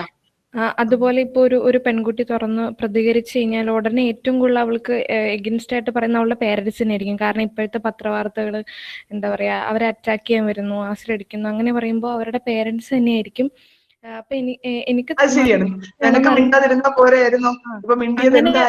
പഠിക്കുന്നത് തന്നെ പേരൻസ് ആയിരിക്കും. അപ്പം ശരിക്കും പറഞ്ഞാൽ നമ്മുടെ പേരൻസിന് കൂടി ഒരു ചെറിയ രീതിയിലെങ്കിലും അവയർനെസ് കൊടുക്കേണ്ട ഒരു ടോപ്പിക് തന്നെയല്ലേ ഇത്? ശരിയാണ്. അതുകൊണ്ടാണ് നമുക്ക് ഇങ്ങനെയുള്ള ഡേയ്സ് കണ്ടക്ട് ചെയ്യുന്നത്. ഇങ്ങനത്തെ ഡേയ്സ് ഈ ഒരു അവയർനെസ് എല്ലാത്തിലേക്കും എത്തിക്കാറുണ്ട്. പക്ഷെ ഞാൻ പറയുന്നതുപോലെ പലപ്പോഴും എന്ത് പറ്റുന്നു പറഞ്ഞാൽ, ഇത് കേൾക്കുന്നത് കുറെ പെൺകുട്ടികൾ അല്ലെങ്കിൽ കുറച്ച് വിമൻ മാത്രമായിരിക്കും. എല്ലാവരും കൂടി ഇരുന്ന് അതിനുള്ള പ്രോജക്ട്സ് ഒരുപാട് നടക്കുന്നുണ്ട്. പിന്നെ ഞാൻ പറയില്ലേ, ഇപ്പം എല്ലാ ലെവലിലും വരുന്നുണ്ട്. ഇപ്പം കെൽസ പോലുള്ള ഗ്രൂപ്പുകളുണ്ട്, ലോക്കൽ അഡ്മിനിസ്ട്രേറ്റീവ് സർവീസ് ഒക്കെ ഉണ്ട്. അവരും കേരള ലോക്കൽ അഡ്മിനിസ്ട്രേറ്റീവ് സർവീസ്, അവര് പഞ്ചായത്ത് പോലുള്ള അവിടെയൊക്കെ ജോലി ചെയ്യുന്നവർക്ക് ട്രെയിനിങ് കൊടുക്കുന്നുണ്ട്. എല്ലാവരും ജെൻഡർ ഇക്വിറ്റി അല്ലെങ്കിൽ ജെൻഡർ ഇക്വാളിറ്റി എന്ന കൺസെപ്റ്റ് ഉൾക്കൊണ്ടുകൊണ്ടുള്ള ക്ലാസ്സസ് ആണ് ഇപ്പൊ എല്ലായിടത്തും കൊടുക്കുന്നത്. എല്ലാ സിലബസിലും അത് വരുന്നുണ്ട്. ഇപ്പൊ ഞാൻ പറഞ്ഞില്ലേ, കൊച്ചുകുട്ടികളുടെ ടെക്സ്റ്റ് ബുക്കിൽ പോലും പണ്ടൊക്കെ നേഴ്സ് എന്ന് പറഞ്ഞ ഒരു സ്ത്രീ ഇങ്ങനെ ഒരു ട്രെയിൻ പിടിച്ച് നിൽക്കുന്നതാണ്. പോലീസ്മാൻ പക്ഷെ ആണായിരിക്കും, ഡോക്ടർ ഒരാണായിരിക്കും, ഇങ്ങനെയൊക്കെ ആയിരുന്നു. പക്ഷെ ഇപ്പൊ അത് മാറുന്നുണ്ട്. കാരണം അത് ഈ ജെൻഡർ ഇക്വാളിറ്റിക്ക് വേണ്ടി സംസാരിക്കുന്നവർ പറഞ്ഞ് തിരിച്ചറിഞ്ഞു വരുന്നതാണ്. കാരണം ഈ കാർട്ടൂൺ വരച്ചു തരുന്ന ആൾക്കാർക്ക് ആ ഒരു സെൻസിറ്റീവ്നെസ് ഉണ്ടെങ്കിലല്ലേ അത് വരുവുള്ളൂ. അത് കണ്ടല്ലേ കുട്ടികൾ വളരുന്നത്. അപ്പം ആ ഒരു മെസ്സേജ് എല്ലാവരിലേക്കും എത്തണം. അപ്പൊ പറഞ്ഞത് ശരിയാണ്, നമ്മൾ മാത്രമല്ല ഇത് കേൾക്കേണ്ടത്. പക്ഷെ നമുക്കിപ്പം ചെയ്യാൻ പറ്റുന്നത് ചെയ്യുന്നു. ഗ്രൂപ്പിനെ വലുതാക്കുക, എല്ലാ തരം ആൾക്കാരെയും ഇതിൽ ഇൻക്ലൂഡ് ചെയ്യുക, അവയർനെസ് എല്ലാവരിലേക്കും എത്തിക്കേണ്ടതാണ് നടക്കുന്നത്. അങ്ങനെയുള്ള വർക്ക് ഒരുപാട് നടക്കുന്നുണ്ട്.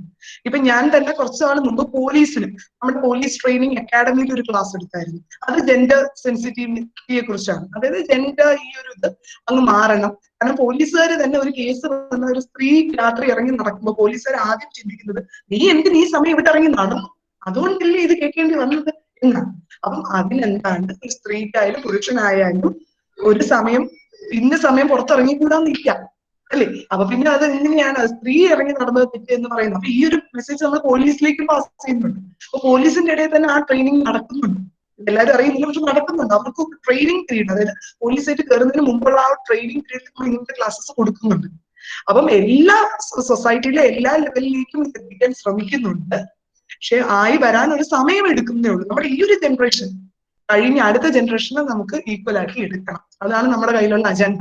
അല്ല നമ്മൾ ഇങ്ങനെയൊക്കെ നടക്കുന്നില്ല, ഇനിയിപ്പോ എന്ത് ചെയ്യാനാണ്, അത് നടക്കുന്ന കാര്യമല്ല, പറയാനേ പറ്റും എന്ന് നമ്മൾ കരുതിയാൽ തീർന്നു.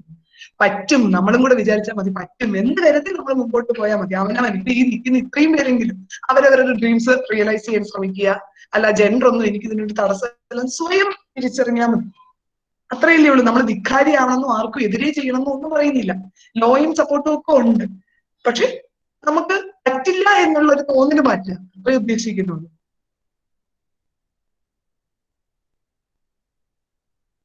ഇനി ഉണ്ടോ, ക്വസ്റ്റ്യൻസ് ഉണ്ടോ? മാം, ഈ സൈബർ അബ്യൂസസ് ഒക്കെ നടക്കുന്നുണ്ടല്ലോ, അപ്പൊ അതിന്റെ പണിഷ്മെന്റ്സ് ഒക്കെ എന്താണ്? മീൻ അതിനെ ലേഡീസിന് അഗെയിൻസ്റ്റ് ആയിട്ടുള്ള സൈബർ അബ്യൂസസ്. സൈബറിന് നമുക്ക് സൈബർ സെല്ലുണ്ട്. ആക്ച്വലി സൈബർ സെൽ എന്ന് പറഞ്ഞുകൊണ്ട് അതിലേക്ക് നമ്മുടെ പോലീസ് തന്നെയാണ്.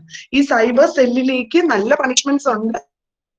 പക്ഷെ നമ്മുടെ പ്രശ്നം എന്ന് പറഞ്ഞാൽ ഇപ്പൊ ഈ സൈബർ എല്ലാം ദൂരെ നമുക്ക് ഇപ്പൊ ഫേസ്ബുക്ക് ആയിക്കോട്ടെ, അതിനെല്ലാം നമുക്ക് ഇന്റർനാഷണൽ സപ്പോർട്ടും കൂടെ വേണം.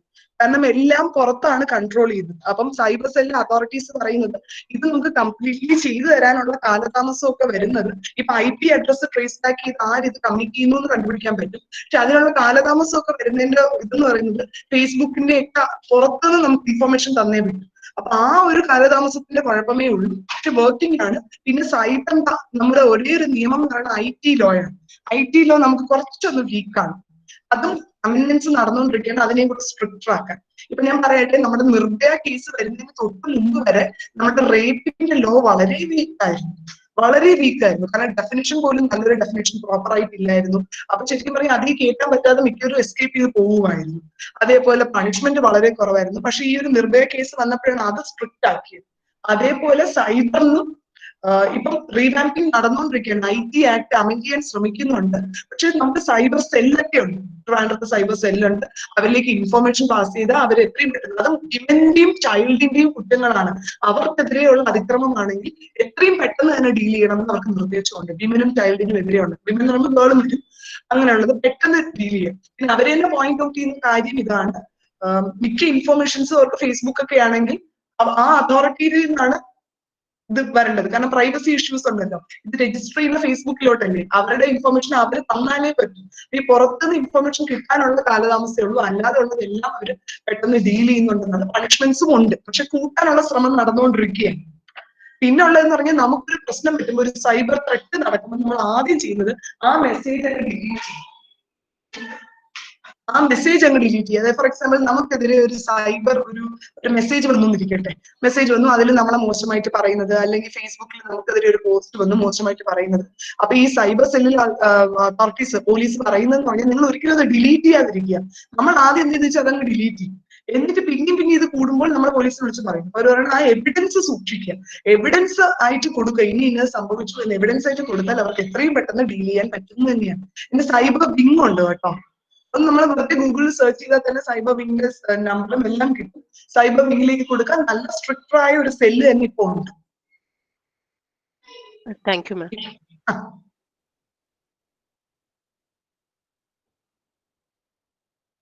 ക്വസ്റ്റ്യൻസ് ഉണ്ടോ?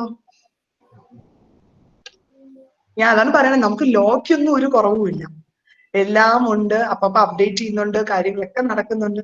പിന്നെ സൊസൈറ്റിയാണ് നമ്മളിങ്ങനെ പിടിച്ചു നിർത്തുന്നത്. അപ്പൊ സൊസൈറ്റി പറയുന്നത് നമ്മൾ കുറച്ചൊക്കെ മൈൻഡ് ചെയ്യേണ്ട കാര്യമില്ല അല്ലെ. നമ്മൾക്ക് നമ്മുടെ വളർച്ചയ്ക്ക് തടസ്സമാണെങ്കിൽ നമ്മൾ മൈൻഡ് ചെയ്യേണ്ട കാര്യമില്ല. എല്ലാരും ഓക്കെ ആക്കിക്കൊണ്ട് നമുക്കൊന്നും പോസിബിൾ അല്ല. അത് നമ്മൾ തിരിച്ചറിഞ്ഞാൽ മതി.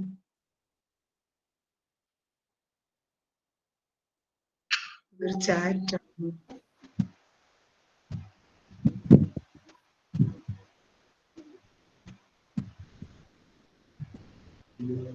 ഗേൾസ് ക്വയറ്റ് ആയിട്ട് നടക്കണം. ചാറ്റിൽ കണ്ടൊരിതാണ് ക്വയറ്റ് ആയിട്ട് നടക്കണം എന്ന് ആര് പറഞ്ഞു? അത് ക്വയറ്റ് എന്ന് പറഞ്ഞാൽ ഞാൻ പറയണെങ്കിൽ ബഹളം വെച്ച് നടക്കണം എന്നല്ല ഞാൻ പറയുന്നത്, ധിക്കാരിയാണെന്നും അല്ല ഞാൻ പറയുന്നത്. ഇപ്പൊ പറഞ്ഞതുപോലെ അങ്ങനെ പറഞ്ഞത് ആരാ? സൊസൈറ്റിയാണ്. അപ്പൊ നമുക്കെതിരെ കുറച്ച് അതിക്രമങ്ങൾ വന്നാലും നമ്മൾ കുറച്ച് മിണ്ടാതിരിക്കുക, കുറച്ച് കണ്ടില്ല എന്ന് നടിക്കുക, കുറച്ച് കേട്ടില്ല എന്ന് നടിക്കുക എന്ന് പറഞ്ഞുകൊണ്ടിരുന്നാണ് ഇതിങ്ങനെ ഗ്രാഫ് കൂടി വരുന്നത്. എന്ന് മിണ്ടാതിരിക്കുമ്പോൾ എങ്ങനെ, അല്ലെങ്കിൽ നമ്മൾ പറയില്ല നീ അങ്ങനെ നേരത്തെ വീട്ടിൽ കയറി അപ്പൊ അതിന് പ്രശ്നമില്ലല്ലോ, നീ അങ്ങ് ഇങ്ങനെ ചെയ്യ പ്രശ്നമില്ലല്ലോ എന്ന് വിചാരിച്ചായപ്പോ മറ്റേതെന്തോ ഒരു ലൈസൻസ് കിട്ടിയ പോലെ, ആ വെളിയിൽ നിന്ന് ഇതൊക്കെ പറ്റും അല്ലെങ്കിൽ വീട്ടിൽ കയറിക്കും, ലൈസൻസ് കൊടുത്തതുപോലെയായി. അതുകൊണ്ടാണ് നമ്മളിപ്പോ പറയുന്നത് അങ്ങനെ മാത്രമല്ല നമ്മൾ എഡ്യൂക്കേറ്റ് ചെയ്യണം. രണ്ടുപേരെയും, ഇപ്പൊ ഒരു അമ്മയ്ക്ക് 2 മക്കളുണ്ട്, ഒന്നാണും പെണ്ണുമാണെങ്കിൽ രണ്ടുപേരെയും ഓരോ കാര്യങ്ങൾ പറഞ്ഞു കൊടുക്കുക. അല്ല ബോയ്ക്ക് എന്തും ചെയ്യാൻ കുഴപ്പമില്ല, പെൺകുട്ടി മാത്രം അടക്കി അതാകുമ്പോൾ നമുക്ക് ഇൻഎഫക്ട് ഒരു ജെൻഡർ ഇക്വിറ്റി ഒരിക്കലും പോസിബിൾ ആവില്ല. നമ്മൾ ജെൻഡർ ഇക്വിറ്റിയിലേക്ക് എത്തണമെങ്കിൽ ഇങ്ങനെ ചെയ്താലേ പറ്റൂ.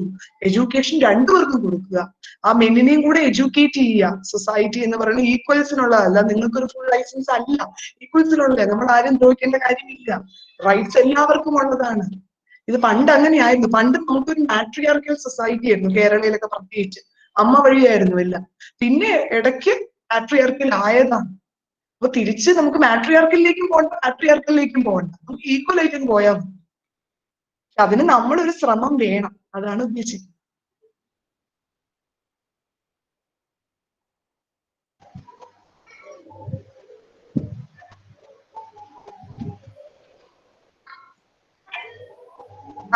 ഇപ്പൊ ഒരാൾ പറഞ്ഞ ഇതാണ് ബോയ്സിനെയും കൂടി എന്താണ് ഇൻക്ലൂഡ് ചെയ്യാത്തത്. അത് ആക്ച്വലി ഇപ്പൊ പറയുന്ന പോലെ നിങ്ങളുടെ കോർഡിനേറ്ററിനോട് ചോദിക്കുക.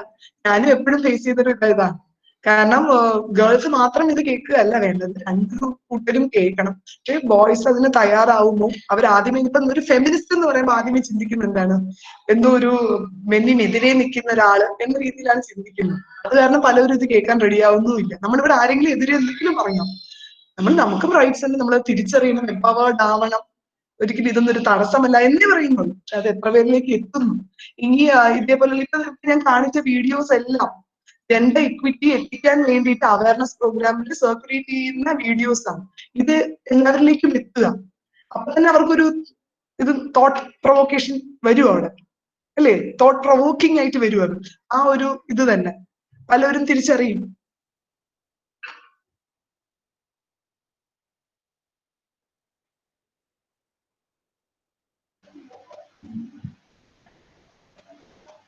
വിമന്റെ ഡ്രസ്സിങ്ങിനെ കുറിച്ച് ഒരു ക്വസ്റ്റ്യൻ ആണ്.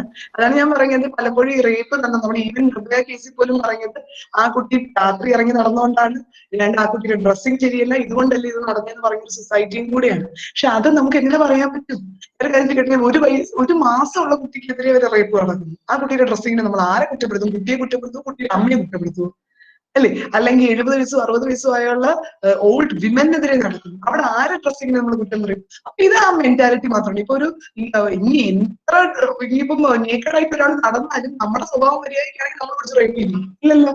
അപ്പൊ അവരുടെ ഡ്രസ്സിങ്ങിനെയാണോ നമ്മൾ കുറ്റം പറയേണ്ടത്? അതിനെയാണോ? നമുക്ക് മൊറാലിറ്റി എന്നൊരു കൺസെപ്റ്റ് ഉണ്ട്, ഓഫ്കോഴ്സ് ഉണ്ട്. അപ്പം തീരെ ന്യൂഡായിട്ട് നടന്നുകൊണ്ട് അങ്ങനെ എക്സ്പെക്ട് ചെയ്തുകൊണ്ട് അതൊക്കെ മൊറാലിറ്റിക്കെതിരെയാണ്. നമുക്ക് സൊസൈറ്റിയിൽ ഒരു ഇതുണ്ട്, അതുണ്ട്. പക്ഷെ അല്ലാതെ ഡ്രസ് കോഡ് ഇതാണെന്നൊന്നും എവിടെയും പറയുന്നില്ല. ഇനി ഏത് ഡ്രസ്സ് ആയാലും നമുക്ക് ധൈര്യമായിട്ട് ഇറങ്ങി നടക്കാൻ പറ്റുന്ന ഒരു സൊസൈറ്റി വേണം. അതാണ് ത്രൈവിംഗ് സൊസൈറ്റി. അല്ലാതുള്ള സൊസൈറ്റി എല്ലാം ബ്രോക്കൺ സൊസൈറ്റി ആണ്. എന്ന് ഇതൊക്കെ പോസിബിൾ ആവും, അപ്പോഴേ നമ്മൾ പറയും നമ്മുടെ സൊസൈറ്റി ഇതായി. അല്ലാതെ നമ്മൾ പേടിച്ചും പാത്തും ഒക്കെ നടക്കാൻ, ഇനി പറതായിട്ട് നടന്നാലും റേപ്പ് നടക്കുന്നുണ്ട് സൊസൈറ്റിയിൽ. അപ്പൊ പിന്നെ അവിടെ എങ്ങനെ നമ്മൾ അത് ഡ്രസ്സിനെ കുറ്റം പറയും? അപ്പൊ ഇതൊക്കെ ശരിക്കും പറഞ്ഞാൽ ഈ ജെൻഡർ ഇക്വിറ്റിക്ക് എഗൻസ്റ്റ് ആയിട്ടുള്ള ഒരു ഗ്രൂപ്പാണ്. ജെൻഡർ ഇക്വിറ്റി കൊടുക്കുമ്പോൾ എന്തൊക്കെയോ പോകുന്നു ഭയക്കുന്ന ഒരു ഗ്രൂപ്പുണ്ട്. ജെൻഡർ ഇക്വിറ്റി വന്നു കഴിഞ്ഞാൽ എന്തൊക്കെയോ പ്രശ്നങ്ങളാണ്, പിന്നെ എന്തൊക്കെയോ ഇവിടെ നടക്കും, അങ്ങനെയൊക്കെ ഭയക്കുന്ന ഒരു ഗ്രൂപ്പുണ്ട്. അവരാണ് ഇങ്ങനെയുള്ള കുറച്ച് പോയിന്റ്സ് ഒക്കെ പോയിന്റ് ഔട്ട് ചെയ്യുന്നത്. അല്ലാതെ ഇതിലൊന്നും ഒരു കാര്യമില്ല. ജെൻഡർ ഇക്വിറ്റി എന്ന് പറഞ്ഞാൽ ആർക്കും എതിരെയുമല്ല. അത് ആക്ച്വലി മനസ്സിലായി കഴിഞ്ഞാൽ ഒരു പ്രശ്നവും ഇല്ല. അടുത്ത ക്വസ്റ്റ്യൻ.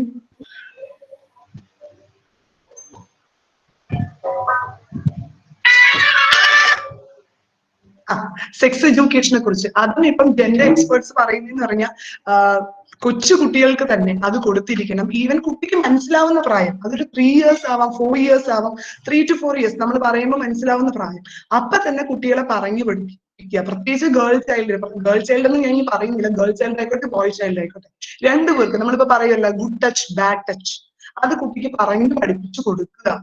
എന്താണ് ഗുഡ് ടച്ച്, ഏതൊക്കെയാണ് ബാഡ് ടച്ച്, അത് തെറ്റാണ്, അങ്ങനെ നടന്നാൽ എന്ത് ചെയ്യണം. നമ്മൾ ഈ കുട്ടികളുടെ അടുത്ത് പറയും മിണ്ടാതിരി എന്ന് പറഞ്ഞു വളർത്തും, മിണ്ടാതിരിക്കും എന്ന് പറയും.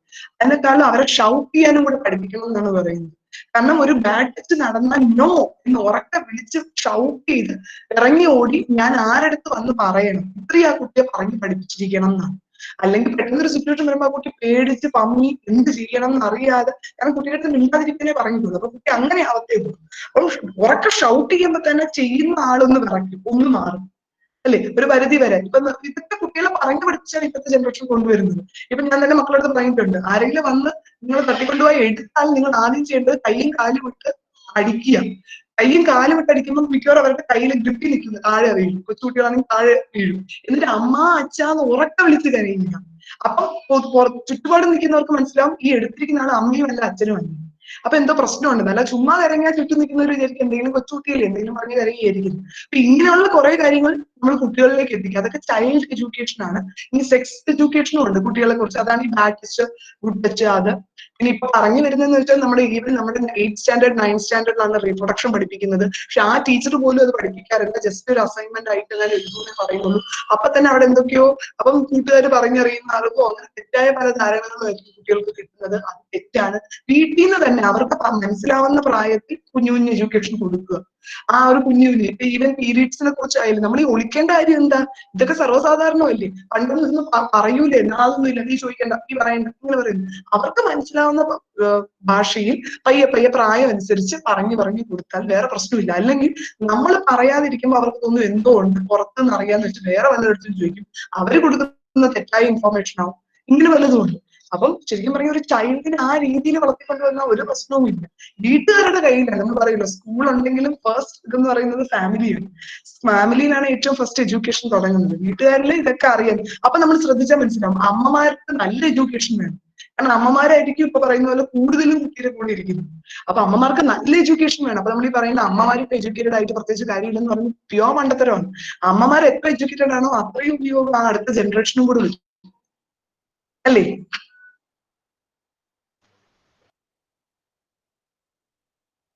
ഒരുപാട് ലോസ് ഉണ്ട്. പക്ഷെ ഇതൊക്കെ സ്ട്രിക്റ്റ് ആണോ? ഞാൻ പറയുന്നത് ലോസ് ഒക്കെ സ്ട്രിക്റ്റ് തന്നെയാണ്. പക്ഷെ ലോസിന്റെ പ്രശ്നം എവിഡൻസ് ഉണ്ടെങ്കിലേ, പ്രൂഫ് ഉണ്ടെങ്കിലേ കേസ് ജയിക്കും. പ്രൂഫ് വേണം. ഈ ഇപ്പൊ ഞാൻ പറയുന്ന ഡൗറി പ്രൊഹിബിഷൻ ആക്ട് ഉണ്ട്. പക്ഷെ ഡൗറിയാണ് കൊടുത്തതും വാങ്ങിച്ചതും എന്നൊരു പ്രൂഫ് വേണം. പലപ്പോഴും ഗിഫ്റ്റ് ആണെന്ന് വരും. ഗിഫ്റ്റ് കൊടുത്തുകൂടാ വാങ്ങിച്ചുകൂടാന്ന് പറയുന്നില്ല ഒരു ലോയും. അതുകൊണ്ട് ആ കേസ് അങ്ങ് തള്ളിപ്പോകും. മനസ്സിലാവും. അപ്പൊ നമുക്ക് ലോ ഉണ്ടെങ്കിൽ അതിന്റെ ഉപയോഗം വരുന്നില്ല. ഇതാണ് ആക്ച്വലി നടക്കുന്നത്. എവിഡൻസ് കിട്ടാതെ വരുമ്പോഴാണ് ഇത് കേസ് തള്ളിപ്പോകുന്നത്. അല്ല ലോയുടെ കുഴപ്പമേ ഇല്ല. എന്തെങ്കിലുമൊക്കെ ലൂപ്പ് ഹോൾസ് ഉണ്ടെങ്കിൽ അതൊക്കെ പ്ലഗ് ഇൻ ചെയ്ത് ലോ അപ്ഡേറ്റ് ചെയ്യുന്നുമുണ്ട്. എവിഡൻസ് ഉണ്ടോ നമുക്ക് ഇവരെയൊക്കെ പണിഷ് ചെയ്യാം. പക്ഷെ നമ്മൾ ഇവിടെ പറയുന്നത് മാത്രമല്ല, ഈ ഇക്വാളിറ്റി എന്നൊരു സ്റ്റാറ്റസ് അല്ലെങ്കിൽ അത് ആ ഒരു ഇങ്ങനെയുള്ള ഇത് നമ്മൾ തിരിച്ചറിയണം. ഇതൊക്കെയാണ് നമുക്ക് ഇന്ന റൈറ്റ്സ് ഉണ്ട്. നമ്മൾ ഇതിലൊന്നും ഭയക്കേണ്ട കാര്യമില്ല. സൊസൈറ്റി ക്രിയേറ്റ് ചെയ്തെടുത്ത കുറച്ച് കൺസെപ്റ്റ്സ് ആണ് ഇതൊക്കെ. നമ്മൾ അതിൽ നിന്നൊക്കെ പുറത്തിറങ്ങേണ്ട സമയമായി. ഇനി പുറത്തിറങ്ങാൻ ഒരാൾ വന്ന് കൈപിടിച്ച് വെളിയിലൊന്നും ആക്കൂല. സ്വയം ഇറങ്ങേണ്ട സമയമാണ് അല്ലേ. നമ്മൾ ഒരു മാജിക്കിന് വെയിറ്റ് ചെയ്യേണ്ട, സ്വയം നമ്മൾ തന്നെ കൊടുത്തൊക്കെ എണീക്കേണ്ടതാണ്. ഇതൊക്കെയാണ് നമ്മൾ ഈ ഒരു ഇതിലൂടെ ഉദ്ദേശിക്കുന്നത്. ഇപ്പൊ നിങ്ങൾ ചോദിക്കുന്ന മിക്കതും ലോയിലെ ക്വസ്റ്റ്യൻസ് ആണ്. അത് ഞാൻ പറഞ്ഞ പ്യൂർലി ലോ ആയിരിക്കും. പിന്നെ ഒരാൾ ചോദിച്ചിട്ടുണ്ട് മെറൈറ്റൽ റേപ്പ്. മെറൈറ്റൽ റേപ്പിനെ കുറിച്ച് ഇതുവരെ ഇന്ത്യയിൽ ലോ വന്നിട്ടില്ല. പക്ഷെ ഒരു ഇത് നടക്കുന്നുണ്ട്, ലോ ആക്കണമെന്ന്. ഇപ്പൊ നമുക്ക് actually marital rape sexual violence ആയിട്ട് ഡൊമസ്റ്റിക് വയലൻസ് ആക്ടിൽ കയറ്റാൻ പറ്റും. അതിന് റേപ്പ് എന്നല്ല പറയുന്നത്, സെക്ഷുവൽ വയലൻസ്. സെക്ഷുവൽ വയലൻസ് അപ്പൊ ഹസ്ബൻഡും വൈഫും ആണെങ്കിൽ തന്നെയും അല്ലെങ്കിൽ ലിവിങ് ടുഗദർ റിലേഷൻഷിപ്പ് ആണെങ്കിൽ പോലും സെക്ഷുവൽ വയലൻസ് എന്ന രീതിയിൽ നമ്മൾ കയറ്റുന്നുണ്ട്. മെറൈറ്റൽ റേപ്പ് എന്ന് IPC കയറ്റിയിട്ടില്ല. അതിന്റെ കാരണം ഇത് തന്നെയാണ്. ഒരു ഇതാണ് മിസ്യൂസ് ചെയ്യപ്പെടുമോ എന്നൊരു ചർച്ചയുണ്ട്. ഇപ്പൊ ഡൊമസ്റ്റിക് വയലൻസ് ആക്ട് വന്നപ്പോഴും ഒരു ഗ്രൂപ്പ് അതിൽ മിസ്യൂസ് ചെയ്യുന്നുണ്ടെന്ന് പറയുന്നുണ്ട്. പക്ഷെ അതൊരു ചെറിയ ശതമാനമാണ്. നോക്കിയപ്പോ എത്ര 2% അങ്ങോട്ട് നടക്കുന്നുണ്ട്. അപ്പൊ മിസ്യൂസ് നടക്കാതിരിക്കാനുള്ള സ്റ്റെപ്പും സുപ്രീം കോർട്ട് എടുത്തിട്ടുണ്ട്. ഇപ്പൊ അത് ചെന്ന് അന്വേഷിച്ച് ആക്ച്വൽ ഡൊമസ്റ്റിക് വയലൻസ് നടന്നു എന്നൊരു ഇൻസിഡൻസ് റിപ്പോർട്ട് ഉണ്ടെങ്കിൽ കോടതി കേസുമായിട്ട് മുന്നോട്ട് പോകുന്നു. പക്ഷെ പലപ്പോഴും എല്ലാവരും പോയിന്റ് ഔട്ട് ചെയ്യുന്ന ഇതാണ്, എന്തുകൊണ്ട് ഈ ഡൊമസ്റ്റിക് ഇങ്ങനെയുള്ള വിമൻ ലോസ് വരുമ്പോൾ അതെല്ലാം മിസ്യൂസ് ചെയ്യപ്പെടുകയാണ്. ഇനി ആണുങ്ങൾ എന്ത് ചെയ്യും, നമ്മുടെ എല്ലാ ഇതും പോയി നമുക്ക് എന്തെങ്കിലും രക്ഷിക്കാനുള്ള ഒരു അസോസിയേഷനോ കമ്മീഷനോ ഒന്നും നമുക്കില്ലല്ലോ, നമുക്കത് വേണ്ടി എന്നൊക്കെയാണ് പറയുന്നത്. പക്ഷെ നമ്മൾ മനസ്സിലാക്കേണ്ട ഈ മിസ്യൂസ് നടന്നപ്പോൾ അപ്പൊ തന്നെ സുപ്രീം കോടതി അതിനെതിരെ സ്റ്റെപ്പ് എടുത്തു കഴിഞ്ഞു. ഇപ്പം ഇൻസിഡൻസ് റിപ്പോർട്ട്, അതായത് ചെന്ന് സ്പോട്ട് ഇൻവെസ്റ്റിഗേറ്റ് ചെയ്തല്ല ചുമ്മാ വയലൻസ് നടന്നതെന്ന് പറഞ്ഞ കേസ് കൊണ്ടുവന്ന് കോടതി എടുക്കൂല. ഇൻസിഡൻസ് റിപ്പോർട്ടും കൂടെ ഉണ്ടെങ്കിലേ കോർട്ട് അത് പ്രൊസീഡ് ചെയ്യുന്നുള്ളൂ. അപ്പൊ ഇങ്ങനെയൊക്കെ മിസ്യൂസ് നടന്നാൽ അതിന് ചെക്ക് ചെയ്യാനുള്ള സ്റ്റെപ്സും എടുക്കുന്നുണ്ട്. മെറൈറ്റൽ റേപ്പ് ഇപ്പൊ നമുക്ക് കൊടുക്കാൻ പറ്റുന്ന ഡൊമസ്റ്റിക് വയലൻസ് ആക്ടിന്റെ അകത്ത് സെക്ഷൽ വയലൻസ് എന്ന രീതിയിൽ കൊടുക്കാൻ പറ്റും. ഓക്കെ,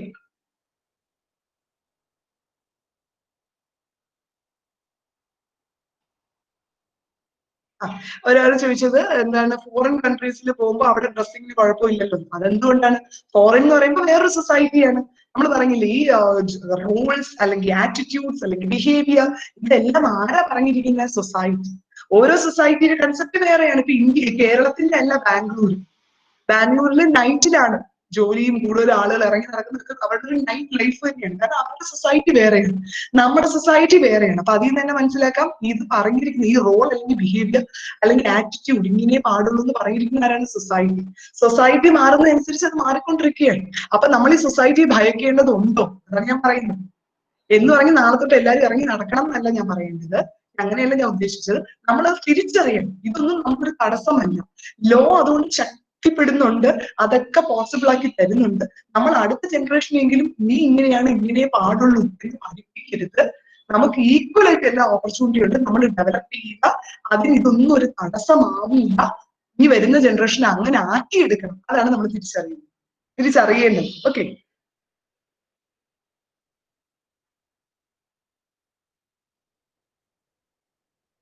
എന്തെങ്കിലും ക്വസ്റ്റ്യൻ ഉണ്ടോ? എനിക്ക് തോന്നുന്നു എല്ലാം ചാറ്റിലെല്ലാം ആൻസർ ചെയ്യുന്നു. ഓൺലൈൻ പ്ലാറ്റ്ഫോംസ് ഫോർ ലോസ്, എന്തോ ലോസ് റിഗാർഡിങ് എന്തെങ്കിലും ഓൺലൈൻ പ്ലാറ്റ്ഫോംസ് ഉണ്ടോ എന്ന് ചോദിക്കുന്ന ഒരാള് ചാറ്റ് ബോക്സിൽ അറിയാനായിട്ട്, ലോസ് അറിയാനായിട്ട്. എന്നുവെച്ചാ അതെനിക്കറിയില്ല കേട്ടോ. ഓരോ പ്രോഗ്രാംസ്, അങ്ങനെയുള്ള പ്രോഗ്രാംസ് ഉണ്ടോന്നോ ലോസിനെ കുറിച്ച് കൂടുതൽ അറിയാനോ? അത് ആക്ച്വലി ഇപ്പൊ ഞാൻ പറഞ്ഞത് നമുക്ക് ഈ ഒരു ഡേ ആണെങ്കിലും ഗേൾ ചൈൽഡ് ഡേ ആണെങ്കിലും ഞാൻ ആദ്യം വിചാരിച്ചു ഈ ലോസ് ഒക്കെ പറയണമെന്ന്. പിന്നെ വിചാരിച്ചു നമ്മൾ അറിഞ്ഞിരിക്കണമല്ലോ, ഇന്ത്യൻ റൈറ്റ്സ് നമുക്ക് ഉണ്ടെന്ന് അറിഞ്ഞാലല്ലേ നമുക്കത് ശരിക്കും പറഞ്ഞാൽ ഇന്ത്യയിലെ അവയർനെസ് നമുക്ക് വിളിക്കാൻ പറ്റും. അതുകൊണ്ടാണ് ഞാനിത് പറഞ്ഞത്. ഇതെല്ലാം നമ്മൾ ഡീറ്റെയിലിൽ പഠിക്കുന്ന ഒരു ലോ സ്റ്റുഡന്റ് ആണ്, അല്ലാതെ ഇങ്ങനെയുള്ള വെബിനാർസിലൂടെ ആയിരിക്കും ജനറൽ എല്ലാ സ്റ്റുഡൻസിനും കിട്ടുന്നത്. അല്ലെങ്കിൽ നമ്മൾ ആ ഒരു സബ്ജക്ട് എടുത്ത് പഠിക്കേണ്ടിയിരിക്കുന്നു. വിമൻ ലോസ് എന്ന് പറയുന്ന ഒരു സബ്ജക്ട് തന്നെയുണ്ട്, സ്പെഷ്യലൈസേഷൻ ഒക്കെ. Then one more regarding domestic violence against women during lockdown. During lockdown അത് കാരണം അത് പറഞ്ഞു റിപ്പോർട്ട് കാണിക്കുന്നത് ഒരുപാട് കൂടി എന്നാണ്. കാരണം എല്ലാരും ഹൗസ് ഹോൾഡിന്റെ അകത്തായിരുന്നല്ലോ, എല്ലാരും അകത്തായിരുന്നു. അപ്പം ആണുങ്ങൾക്ക് ജോലിക്ക് പോകണ്ട. നമ്മളിപ്പോ പറഞ്ഞതുപോലെ ഡൊമസ്റ്റിക് വർക്ക് എന്നത് it is only A burden of A woman എന്നായിരുന്നു. അപ്പം എന്നാണല്ലോ ഇപ്പോഴും മെജോറിറ്റിയുടെയും കൺസെപ്റ്റ് അങ്ങനെ തന്നെയാണ്. അങ്ങനെ വന്നപ്പോ മറ്റവർക്ക് ജോലിക്കും പോകണ്ട. അപ്പൊ പിന്നെ എന്താവാം, അങ്ങനെ ഇപ്പൊ സെക്ഷൽ അസോൾട്ട് ഒരുപാട് കൂടി. സെക്ഷൽ വയലൻസ് പലതരം ഉണ്ട്, ഫിസിക്കൽ വയലൻസ് മാത്രമല്ല, സെക്ഷൽ വയലൻസ് ഉണ്ട്. സെക്ഷൽ വയലൻസ് ഒരുപാട് കൂടി. പിന്നെ അവർക്ക് അവരുടേതായ ബേർഡൻ ഉണ്ട്. അങ്ങനെ റിപ്പോർട്ട്സ് പോയിന്റ് ഔട്ട് ചെയ്ത് ലോക്ക്ഡൌൺ സമയത്ത് ഇത് ഒരുപാട് കൂടിയെന്നാണ്. അതുകൊണ്ടൊക്കെ തന്നെയാണ് ശരിക്കും പറഞ്ഞാൽ ഈ ക്രൂവൽറ്റി ഒരുപാട് കൂടിയോണ്ടാണ് ഇതൊരു എക്സ്ക്ലൂസീവ് ആക്ട് തന്നെ ആക്കിയത്, ഡൊമസ്റ്റിക് വയലൻസ് ആക്ട്. ഇത് ഹസ്ബൻഡ് വൈഫിന് മാത്രം ഉപയോഗിക്കുന്ന ഒരു ആക്ട് അല്ല, മാരേജും വരും, ഇൻ ദ നേച്ചർ ഓഫ് മാരേജും വരും. അതായത് ലിവിങ് ടുഗദർ റിലേഷൻഷിപ്പിൽ ഒരു സ്ത്രീ നേരിടുന്ന പ്രശ്നങ്ങൾ അതിനെ അഡ്രസ് ചെയ്യാനും ഈ ആക്ട് ഉപയോഗിക്കുന്നുണ്ട്. പിന്നെ ജോയിന്റ് ഫാമിലി, അതേപോലെ കോൺസാങ്വിറ്റി, അതായത് ബ്ലഡ് റിലേഷൻഷിപ്പ് വഴി, അഡോപ്ഷൻ വഴി. അപ്പൊ ഒരു സ്ത്രീ ഏതൊക്കെ ഒരു വീട്ടിനകത്ത് നിൽക്കുമ്പോൾ മറ്റ് ആളുകൾ ഒരു ആ ഓപ്പോസിറ്റ് സൈഡ് എന്ന് പറയുന്നത് ആണുമാവാം പെണ്ണുമാവാം, പക്ഷെ complainant can only be a woman. അവർ നേരിടുന്ന ഒരു വീട്ടിന്റെ അകത്ത് വെച്ച് അവർ നേരിടുന്ന എല്ലാതരം എക്സ്പ്ലോയിറ്റേഷനെതിരെയും ഒരുപോലെ നിൽക്കുന്ന ഒരു ആക്ടാണ് ഡൊമസ്റ്റിക് വയലൻസ് ആക്ട്. അത് ഞാൻ പറഞ്ഞല്ലോ, നമ്മൾ ഇന്റർനാഷണൽ കൺവെൻഷന്റെ ഭാഗമായത് കാരണം ഇങ്ങനെയുള്ള ഇത് എലിമിനേറ്റ് ചെയ്യാൻ വേണ്ടി കൊണ്ടുവന്ന ഒരു ആക്ടാണ് ഡൊമസ്റ്റിക് വയലൻസ് ആക്ട്. അത് ശരിയാണ്, ഇപ്പൊ ഒരുപാട് ഇത് കൂടി. അപ്പൊ എന്ത് ചെയ്യാമെന്ന് നോക്കുന്നുണ്ട്. പക്ഷെ ഈ ലോക്ക്ഡൌൺ പീരീഡ് ആയപ്പോൾ ശരിക്കും പറഞ്ഞാൽ ഇപ്പൊ ചെയ്യുന്ന ഒന്നും ഞാൻ ഇപ്പൊ പറയല്ലോ, പോലീസ് ട്രെയിനിങ് അക്കാഡമി അവർ പറഞ്ഞു അവര് തന്നെ ഇങ്ങനെയുള്ള വീട്ടിൽ നേരിട്ട് പോയി സംസാരിച്ചു. അപ്പൊ ശരിക്കും പറഞ്ഞാൽ ചിലയിടത്തൊക്കെ പോലീസ് വന്നൊന്ന് സംസാരിക്കുമ്പോൾ ഒരു പേടിയുണ്ടാവും. ചിലത് അവരുടെ ഒരു അധികാരം ആ ഒരു രീതിയിലൊക്കെ നടക്കുന്നുണ്ട്. ഇത് ആക്ച്വൽ റിപ്പോർട്ടിന് ബേസ് ചെയ്താണ് ഞാൻ പറയുന്നത്. പോലീസ് ട്രെയിനിങ് അക്കാഡമിയിൽ അവർ പറയുന്നതാണ്. അവർ പോയി ഇങ്ങനെയുള്ള കൗൺസിലിംഗ് ഒക്കെ നേരിട്ട് പോയി കൊടുത്തത്. കാരണം ഈ ലോക്ക്ഡൌൺ ആയതുകൊണ്ട് വിളിപ്പിക്കാൻ പറ്റില്ല, അങ്ങനെ പല ഇതുണ്ട്. അവര് നേരിട്ട് പോയി കണ്ടു കൊടുത്തു. റിപ്പോർട്ട്സ് കാണിക്കുന്നത് ശരിയാണ്, ഇത് ഒരുപാട് കൂടി എന്നാണ് കാണിക്കുന്നത് ലോക്ക്ഡൌൺ ടൈം പീരീഡ്. അപ്പൊ നമ്മൾ മനസ്സിലാക്കേണ്ടത് ഈ ഒരു ജെൻഡർ റോളാണ്. ഡൊമസ്റ്റിക് വർക്ക് നിങ്ങളുടെ ഒരു ബേർഡൻ, ഇന്നത് നിങ്ങളുടെ ഒരു ബേർഡൻ, അത് നിങ്ങൾ സഹിച്ചേ ചെയ്യേ പറ്റും, ഇത് നിങ്ങളുടേതാണ് എന്ന് എവിടെയൊക്കെയോ കുറെ സ്റ്റീരിയോ ടൈപ്പ് ഉണ്ട്. അത് മാറ്റുന്ന നമ്മൾ ഈ അടുത്ത ജനറേഷനിലൂടെ കൊണ്ടുവരണം. നമ്മളും എംപവേർഡ് ആവും.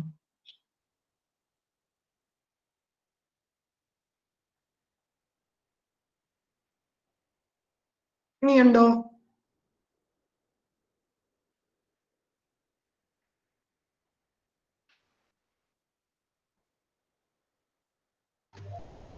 ഡൗട്ട്സ് ഉണ്ടോ?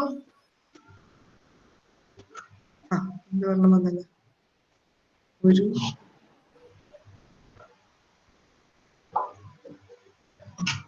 പണിഷ്മെന്റ് സ്ട്രോങ് ആയ എല്ലാം ശരിയാവൂലേ? പണിഷ്മെന്റിന് ഒരു കുറവുമില്ല. ഞാൻ ഈ പ്രസന്റേഷന്റെ ഇടയിൽ പറഞ്ഞില്ലേ, റേപ്പിന് ഇപ്പോൾ ഉള്ള പണിഷ്മെന്റ് എന്ന് പറയുന്നത് reminder of a person's natural ലൈഫാണ്. അതായത് 30ാമത്തെ വയസ്സിൽ പിടിച്ചാൽ അയാൾ 80 വയസ്സ് വരെ ജീവിക്കുമെങ്കിൽ 80 വയസ്സ് വരെ അയാൾക്ക് ജയിലിൽ കിടക്കും. അങ്ങനെയുള്ള പണിഷ്മെന്റ്. അതിനേക്കാളും സ്ട്രിക്റ്റിംഗ് ഒന്നും ഇല്ലല്ലോ. പിന്നെ ഡെത്തും കൊണ്ടുവന്നിട്ടുണ്ട്. ശരിക്കും ഡെത്തിനേക്കാളും ഭീകരം മറ്റേത്. കാരണം ഇത്രയും വർഷങ്ങൾ കിടക്കുക, 19 വർഷം ജയിലിൽ കിടക്കുക എന്ന് പറഞ്ഞാൽ എന്താണ്? അപ്പം പണിഷ്മെന്റിന് ഒരു കുറവുമില്ല, അതൊക്കെ സ്ട്രിക്റ്റർ തന്നെയാണ്. പിന്നെ നമ്മളിപ്പം ചില കൺട്രീസ് ചെയ്യും പോലെ കൈവെട്ടും തലവെട്ടും അതൊന്നും നമ്മൾ ചെയ്യുന്നില്ല. കാരണം നമ്മുടെ ഫോം ഓഫ് പണിഷ്മെന്റ് വേറൊരു തിയറിയാണ്. ഇപ്പൊ സൗദിയിലൊക്കെ കൊടുക്കുന്നത് വെച്ചാൽ മോഷ്ടിച്ചാൽ കൈവെട്ടുന്നതാണ്. കാരണം അവിടെ വേറൊരു തിയറി ഓഫ് പണിഷ്മെന്റ് ആണ്, റിട്രിബ്യൂട്ടീവ് തിയറി എന്ന് പറയും. കണ്ണിന് കണ്ണ് പല്ലിന് പല്ല്, ആ ഒരു തിയറിയാണ് അവിടെ ഉപയോഗിക്കുന്നത്. പക്ഷെ നമ്മളെ അങ്ങനെയല്ല, നമ്മുടെ തിയറി റിഫോർമേറ്റീവ് തിയറിയാണ്. റിഫോർമേറ്റീവ് എന്ന് പറഞ്ഞാൽ ഒരു പരിധി വരെ നമുക്കൊരു പണിഷ്മെന്റ് കൊടുത്ത് അയാളെ ശരിയാക്കി കൊണ്ടുവരാൻ പറ്റുമോ എന്നാണ് നമ്മൾ നോക്കുന്നത്. നമ്മുടെ തിയറീസ് ഓഫ് പണിഷ്മെന്റ് അതിന്റെ ഉദ്ദേശം അങ്ങനെയാണ്. അപ്പൊ ഇയാളെ ജയിലിൽ കിടന്നാലും ഇദ്ദേഹത്തിന് കുറെ ക്ലാസ്സസ് കൊടുക്കും, ഇയാളെ നന്നാക്കി കൊണ്ടുവരാൻ പറ്റുമോ എന്നൊരു ശ്രമം തന്നെയുണ്ട്. അതാണ് റിഫോർമേറ്റീവ് തിയറി. ആ തിയറിയിൽ വിശ്വസിക്കുന്ന ഒരു രാജ്യമാണ് ഇന്ത്യ. അതുകൊണ്ടാണ് പണിഷ്മെന്റ് നമുക്ക് ഈ രീതിയിൽ പോകുന്നത്. പക്ഷെ എന്നാലും നമുക്ക് ഇങ്ങനെയുള്ള വിമൻ ഒഫൻസസ്, ചൈൽഡിനെതിരെയുള്ള ഒഫൻസസിന് ഗ്രേവർ പണിഷ്മെന്റ് കൊടുക്കുന്നു. കൈയും കാലും ഒന്നും വെട്ടിക്കളഞ്ഞില്ലെങ്കിലും പണിഷ്മെന്റ് നമ്പർ ഓഫ് ഇയേഴ്സ് ഒക്കെ ഒരുപാട് കൂട്ടിയിട്ടുണ്ട്. ഡെത്ത് പെനാൽറ്റി കൊണ്ടുവന്നിട്ടുണ്ട്. അതെല്ലാം പണ്ടിതിനൊന്നും ഡെത്ത് പെനാൽറ്റി ഇല്ലായിരുന്നു, റേപ്പിനൊന്നും ഡെത്ത് പെനാൽറ്റി ഇല്ലായിരുന്നു. നിങ്ങൾക്ക് അറിയായിരിക്കും അരുണ ഷാൻഡാങ് കേസ്. ഒരു നേഴ്സ് ആയിരുന്നു, അവര് കമ്പൗണ്ടർ ആശുപത്രിയിൽ വെച്ച് അവര് നൈറ്റ് ഷിഫ്റ്റിൽ റേപ്പ് ചെയ്തു. അവര് 40 വർഷം ബെഡ് റിഡൻ ആയിട്ട് കിടന്നു. 40 ഇയേഴ്സ് അവർ ബെഡ് റിഡൻ ആയിട്ട് കിടന്നു, കോമയിലായിരുന്നു. പക്ഷെ ആ ആളെ അക്യൂസ്ഡിനെ പിടിച്ചു. 7 വർഷം അന്ന് ശിക്ഷ ഉണ്ടായിരുന്നുള്ളൂ. 7 വർഷം ശിക്ഷ കഴിഞ്ഞ് അയാൾ സുഖമായിട്ട് എണീച്ച് നടന്നു. അയാൾ ഇറങ്ങിപ്പോയി, ജയിലിൽ നിന്ന് ഇറങ്ങിപ്പോയി. പക്ഷെ ഇവര് 40 വർഷം അവിടെ കിടന്നാണ് നരകിച്ച് അവസാനം മേഴ്സി പെറ്റീഷൻ കൊടുത്തു. കൂടെ നോക്കിയിരുന്ന ആൾക്കാരൊക്കെ മേഴ്സി കില്ലിങ്, അതായത് ഇവരെ കൊന്നു കളഞ്ഞൂടെ, എങ്ങനെ ഇട്ടേക്കുന്നുണ്ട്, 40 വർഷം ഒരാൾ കോമയെ കിടക്കുകയാണ്, നരകിക്കില്ലേ, കൊല്ലാനുള്ള അനുവാദം എങ്കിലും തരുമോ? അത് അന്ന് ഡിനൈഡ് ആയി. അങ്ങനെ കിടന്നും നരകിച്ചാണ് അവർ മരിച്ചുപോയത്. അപ്പൊ അങ്ങനെയുള്ളൊരു സിറ്റുവേഷനൊക്കെ ഉണ്ടായിരുന്നു നമ്മൾ. അപ്പൊ അപ്പോഴാണ് നമുക്ക് മനസ്സിലായി ഇങ്ങനെയുള്ള ഒരു കോമ സ്റ്റേറ്റിലേക്കൊക്കെ റേപ്പ് എത്തിക്കുന്നു എങ്കിൽ അയാൾക്ക് 7 വർഷം പണിഷ്മെന്റ് കൊടുത്താൽ അത് ഇൻജസ്റ്റിസ് തന്നെയാണ്. അതുകൊണ്ടാണ് നമ്മൾ പണിഷ്മെന്റ് ഇപ്പൊ കൂട്ടിയതും. റിമൈൻഡർ ഓഫ് പേഴ്സൺസ്, അവരവരുടെ ജീവിതത്തിൽ ഇങ്ങനെ കിടക്കുകയാണെങ്കിൽ അദ്ദേഹവും കിടക്കട്ടെ, ആ ചെയ്ത ആളും കിടക്കട്ടെ എന്ന രീതിയിലൊക്കെ പണിഷ്മെന്റ് കൂട്ടിയത്. അതുകൊണ്ട് പണിഷ്മെന്റ് ഒരു കുറവുമില്ല കേട്ടോ. ഇനി നമ്മുടെ കൺസെപ്റ്റാണ് അത്. ആ ഇപ്പോഴും പറയുന്നില്ലേ, പെണ്ണ് ഇറങ്ങി നടന്നിട്ടില്ലേ എന്ന് പറയുന്ന ഒരു സൊസൈറ്റിയില്ലേ, അത് മാറും. എങ്ങനെയൊക്കെ നിന്നാലും ചെയ്യരുത്. ഇനി ഇന്നതൊക്കെ തെറ്റാണ്, അത് വയലൻസ് ആണ്. വയലൻസ് ചെയ്യാനുള്ള അധികാരം ആർക്കുമില്ല. അത് എങ്ങനെ ചെയ്താലും, എന്ത് നടന്നാലും, ഏത് സമയം നടന്നാലും, അസമയം എന്നൊരു സമയമേ ഇല്ലല്ലോ, എല്ലാവർക്കും ഒരേ സമയങ്ങളേ ഉള്ളൂ. അപ്പൊ ഇതൊക്കെ എങ്ങനെയാണ്? ഓക്കെ, അതെങ്ങനെയാ? അത് പെണ്ണിന്റെ കുറ്റമാവും. പെണ്ണ് എന്തുകൊണ്ട് അങ്ങനെ ചെയ്യണം? മറ്റവരല്ലേ തെറ്റ് ചെയ്തത്? തെറ്റ് ചെയ്തവർക്കെതിരെ വിരൽ ചൂണ്ടാതെ ഈ പറ്റിയ വിക്ടിമിനെതിരെ എന്തുകൊണ്ട് വിരൽ ചൂണ്ടുന്നു? അതാണ് ഇവിടുത്തെ ചോദ്യം. നമുക്കിപ്പോ ഒരു ക്രൈം നടന്നു, ഒരു മർഡർ ആയിക്കോട്ടെ, വേറെ എന്തും ആയിക്കോട്ടെ, തെഫ്റ്റ് ഒക്കെ നടക്കുമ്പോൾ നമ്മൾ ചെയ്ത അക്യൂസിനെതിരെയാണ് വിരൽ ചൂണ്ടുന്നത്. പക്ഷെ ഈ ഒരു വിമൻ ഒഫൻസിൽ മാത്രം, അല്ലെങ്കിൽ ഗേളിനെതിരെ പറ്റിയ ഒഫൻസിൽ മാത്രം എന്തുകൊണ്ട് വിക്ടിമിനെതിരെ വിരൽ ചൂണ്ടുന്നു? നിന്റെ കുഴപ്പം കൂടെ ഉണ്ട്, നിന്റെ കയ്യിലും ഉണ്ട് തെറ്റ് എന്ന് എന്തുകൊണ്ട് പറയുന്നു? അതാണ് നമ്മളിവിടെ ചിന്തിക്കേണ്ടത്. നിങ്ങൾക്ക് ക്ലിയർ ആവുന്നുണ്ടോ? Okay, now questions എല്ലാം കഴിഞ്ഞെങ്കിലും നമുക്ക് concluding sectionലോട്ട് പോവാം. Okay, now let me call upon Anulakshmi, Joint Secretary Women's Cell, to deliver the vote of thanks. Celebrating international day of girl 2020 പ്രോഗ്രാമിന്റെ ഭാഗമായി saint Peter's Kolenchery woman cell and Kerala state woman development corporation സംയുക്തമായി സംഘടിപ്പിച്ച my voice our equal future എന്ന വെബിനാറിന്റെ അവസാന ഘട്ടത്തിലേക്ക് കിടക്കുന്ന ഈ സമയത്ത് ഈ പരിപാടിയുടെ പൂർണ്ണ വിജയത്തിനായി സഹായ സഹകരണങ്ങളും പിന്തുണയും നൽകിയ ഏവർക്കും നന്ദി പ്രകാശിപ്പിക്കാനായി വിനിയോഗിക്കുകയാണ്. ആദ്യമായി നമ്മുടെ എല്ലാം പ്രിയങ്കരനും ആദരണീയനുമായ കോളേജ് പ്രിൻസിപ്പൽ, അതിലുപരി വുമൺ സെല്ലിന്റെ പ്രവർത്തനങ്ങളിൽ സജീവ സാന്നിധ്യവും പരിപാടിയിലെ പൂർണ്ണ പിന്തുണയും സഹായങ്ങളും വേണ്ട നിർദ്ദേശങ്ങളും നൽകുന്ന ഡോക്ടർ ഷാജു സാറിന് വുമൺ സെല്ലിന്റെ പേരിലും പരിപാടിയിൽ പങ്കെടുത്ത ഏവരുടെയും പേരിലും ഹൃദയത്തിന്റെ ഭാഷയിൽ നന്ദി രേഖപ്പെടുത്തുന്നു.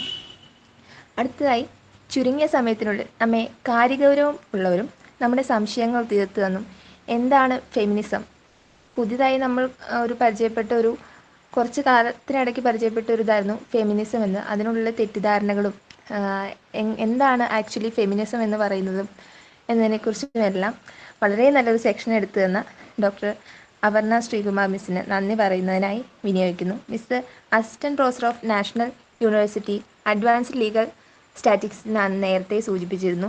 മിസ്സിൻ്റെ വിലയേറിയ സമയം ഞങ്ങൾക്കായി മാറ്റിവെച്ചതിലും ഹൃദയസ്പർശിയായ ഒരു സെക്ഷൻ എടുത്തു തന്നതിലും ഈ പ്രോഗ്രാമിൽ പങ്കെടുത്ത ഏവരുടെയും പേരിലും സംഘാടകരുടെ പേരിലും 1000 നന്ദി പ്രകാശിപ്പിച്ചുകൊള്ളുന്നു.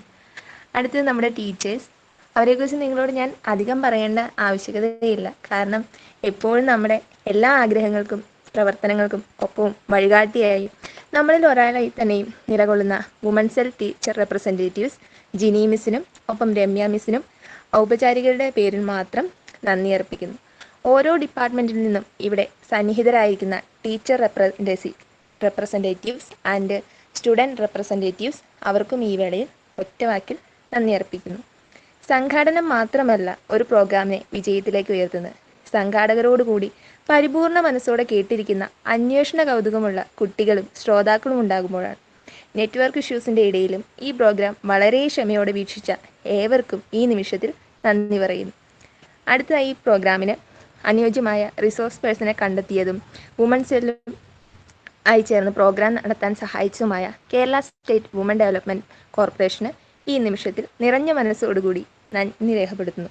ഈ പ്രോഗ്രാമിന് വേണ്ട എല്ലാ ടെക്നിക്കൽ സപ്പോർട്ടും നൽകിയ ഇംഗ്ലീഷ് ഡിപ്പാർട്ട്മെൻറ്റിലെ നിർമ്മലിനെ ഏവരുടെയും പേരിൽ നന്ദി അറിയിച്ചുകൊള്ളുന്നു. ഒരു പ്രോഗ്രാമിന് അനേകം വ്യക്തികളുടെ സാന്നിധ്യ സഹകരണങ്ങളിലൂടെയാണ് മുന്നേറുന്നത്. പ്രോഗ്രാമിന് സഹകരിച്ച അവരേവരെയും ഈ നിമിഷത്തിൽ സ്മരിച്ച് അവർക്ക് കൂടി നന്ദി രേഖപ്പെടുത്തിക്കൊണ്ട് നിർത്തുന്നു.